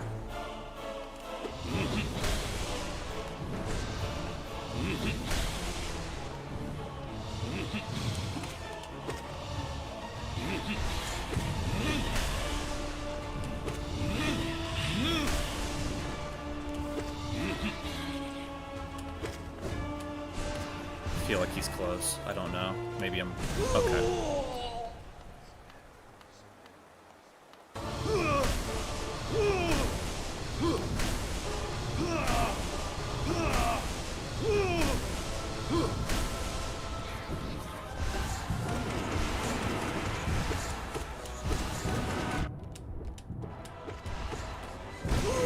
Let's go. Oh my goodness. Okay. So, the next boss takes double damage. We can afford to take one hit. Show reverence, O meager one. Show fear. Thou approachest the great and terrible god. Though its worldly body may be bound and defiled, the glory of its pure form endures. Ruler of this pantheon, its endless power shall attune us to the greater still, a god of gods. Meager one, dost thou imagine thyself the equal to this god? Dost thou imagine thyself made in its image? Thou assume a familiar shape, and the deep echo within thee seems familiar. Ugh! What thoughts are these? Thou sow blasphemies in our mind, wretch. Begone! We pray that the god of nothingness silence thee forever. O bound one, thy silence nearly deafens us. Foolishly we feared thee, yet only by thine providence shall we find the one we seek, the god sleeping within. So, if all of that gobbledygook wasn't evident, this is the Hollow Knight in its pure form before it was infected. The pure vessel. Its scream is silent, and we're about to get our ass beat.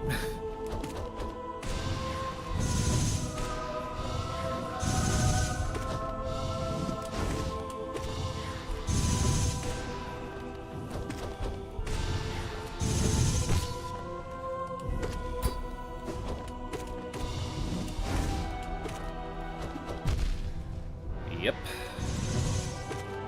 He's a nasty one.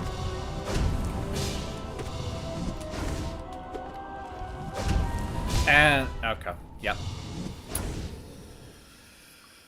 So that's a pure vessel.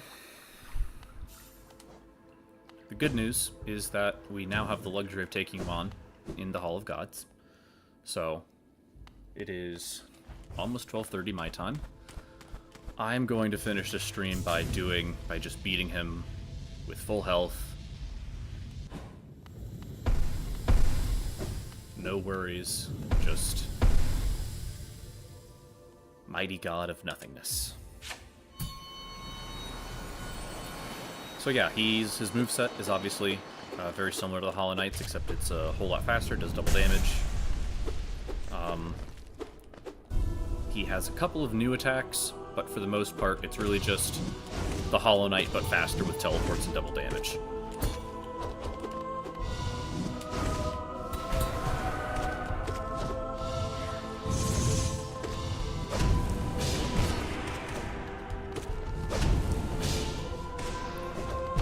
Yeah, and you can't really dash away from him because he just covers so much distance with all of his attacks. So you have to just stay close.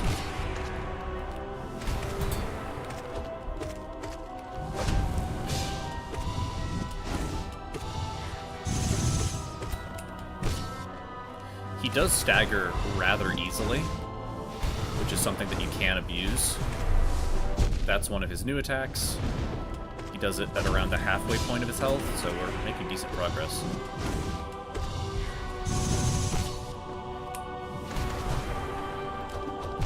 Oy vey. Yeah, if we even get this fight, it's not going to be a clean victory.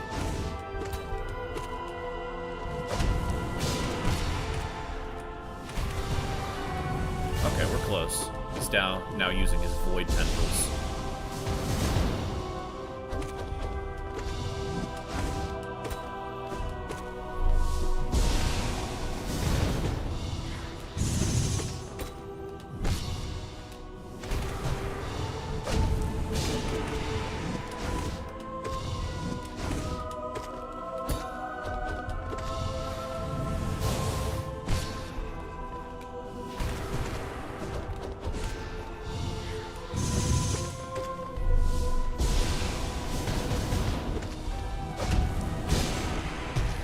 So yeah, that's the Pure Vessel. I've done this boss a ton of times, and so I would probably say, compared to some of the other bosses that I've been struggling with, I feel more confident about this guy. However, the problem is that, like, even with confidence, I still took 3 hits there, and that's 6 health. So in order for me to be confident that I can clutch that out, I need to go into that fight with 7 health, otherwise known as 3 life. Like, I can only take 4 damage between the start of the second half and him. That is 1 mask for Failed Champion, 1 mask for Markoth, 1 mask for Watcher Knights, and 1 mask for Soul Tyrant. I lost 4 masks just on Watcher Knights alone. So the prospect of getting that deep into the run, we're close. We have made a lot of progress, but yeah, the unfortunate truth is that there's really no way around it. We're just gonna have to tighten up Watcher Knights like crazy hard, because that's kind of our main failing point right now. Markoth, we have gotten some lucky passes on, and then Failed Champion, it's really just that first phase that is kind of messing us up, because we don't have an easy 3 Abyss Shrieks to land before he even starts like doing his normal cycle. So, but yeah, Watcher Knights really needs to be buttoned up. And unfortunately, given my charm loadout, I think tonight was a pretty solid proof that, like, Mark of Pride and Shaman Stone really just can't go off the table, and I would never in a million years think of getting rid of Lifeblood Core, because that's 4 extra health. So it's really just, like, my only charm loadout questions is, like, is it Spell Twister or Sharp Shadow? And there's an argument for Sharp Shadow because it cleans up Failed Champion really easily, and it does help with Watcher Knights, and it does help with Pure Vessel. But it's not, in my opinion, at least right now, it's not worth the loss of just spell economy. Like, we need to kill these guys hard and fast, and we need to just, you know, especially in the case of, like, Markoth, and especially in the case of Failed Champion. Like, while Sharp Shadow makes Failed Champion more consistent in the neutral game, we don't really want the neutral game. We want to get to the next phase as quickly as possible, and that can only happen if we have 4 spells to cast. You know, 3 Abyss Shrieks and a Fireball seems to do it pretty consistently. So, yeah, that's kind of where we're at. We are stuck with this loadout simply because we have bashed our head against the wall trying alternatives, and none of them have gotten us nearly as far as these 4. So that's where I'm gonna have to end stream. I am I am disheartened by the fact that I wasn't able to beat Pantheon 4 today. But we made progress. We got to Pure Vessel. And I showed that my muscle memory against him is still pretty good. It needs to be tightened up. If we can get it down to like only losing 1 or 2, like if we can bring that down to like going in with 5 health, then that's a lot better. 5 health is a lot more doable than 7.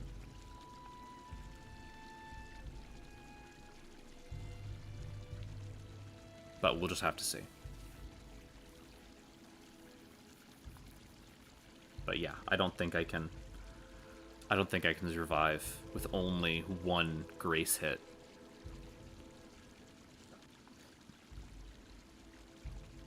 But yeah, thank you all for watching. Have yourselves a fantastic night. And as always, take care.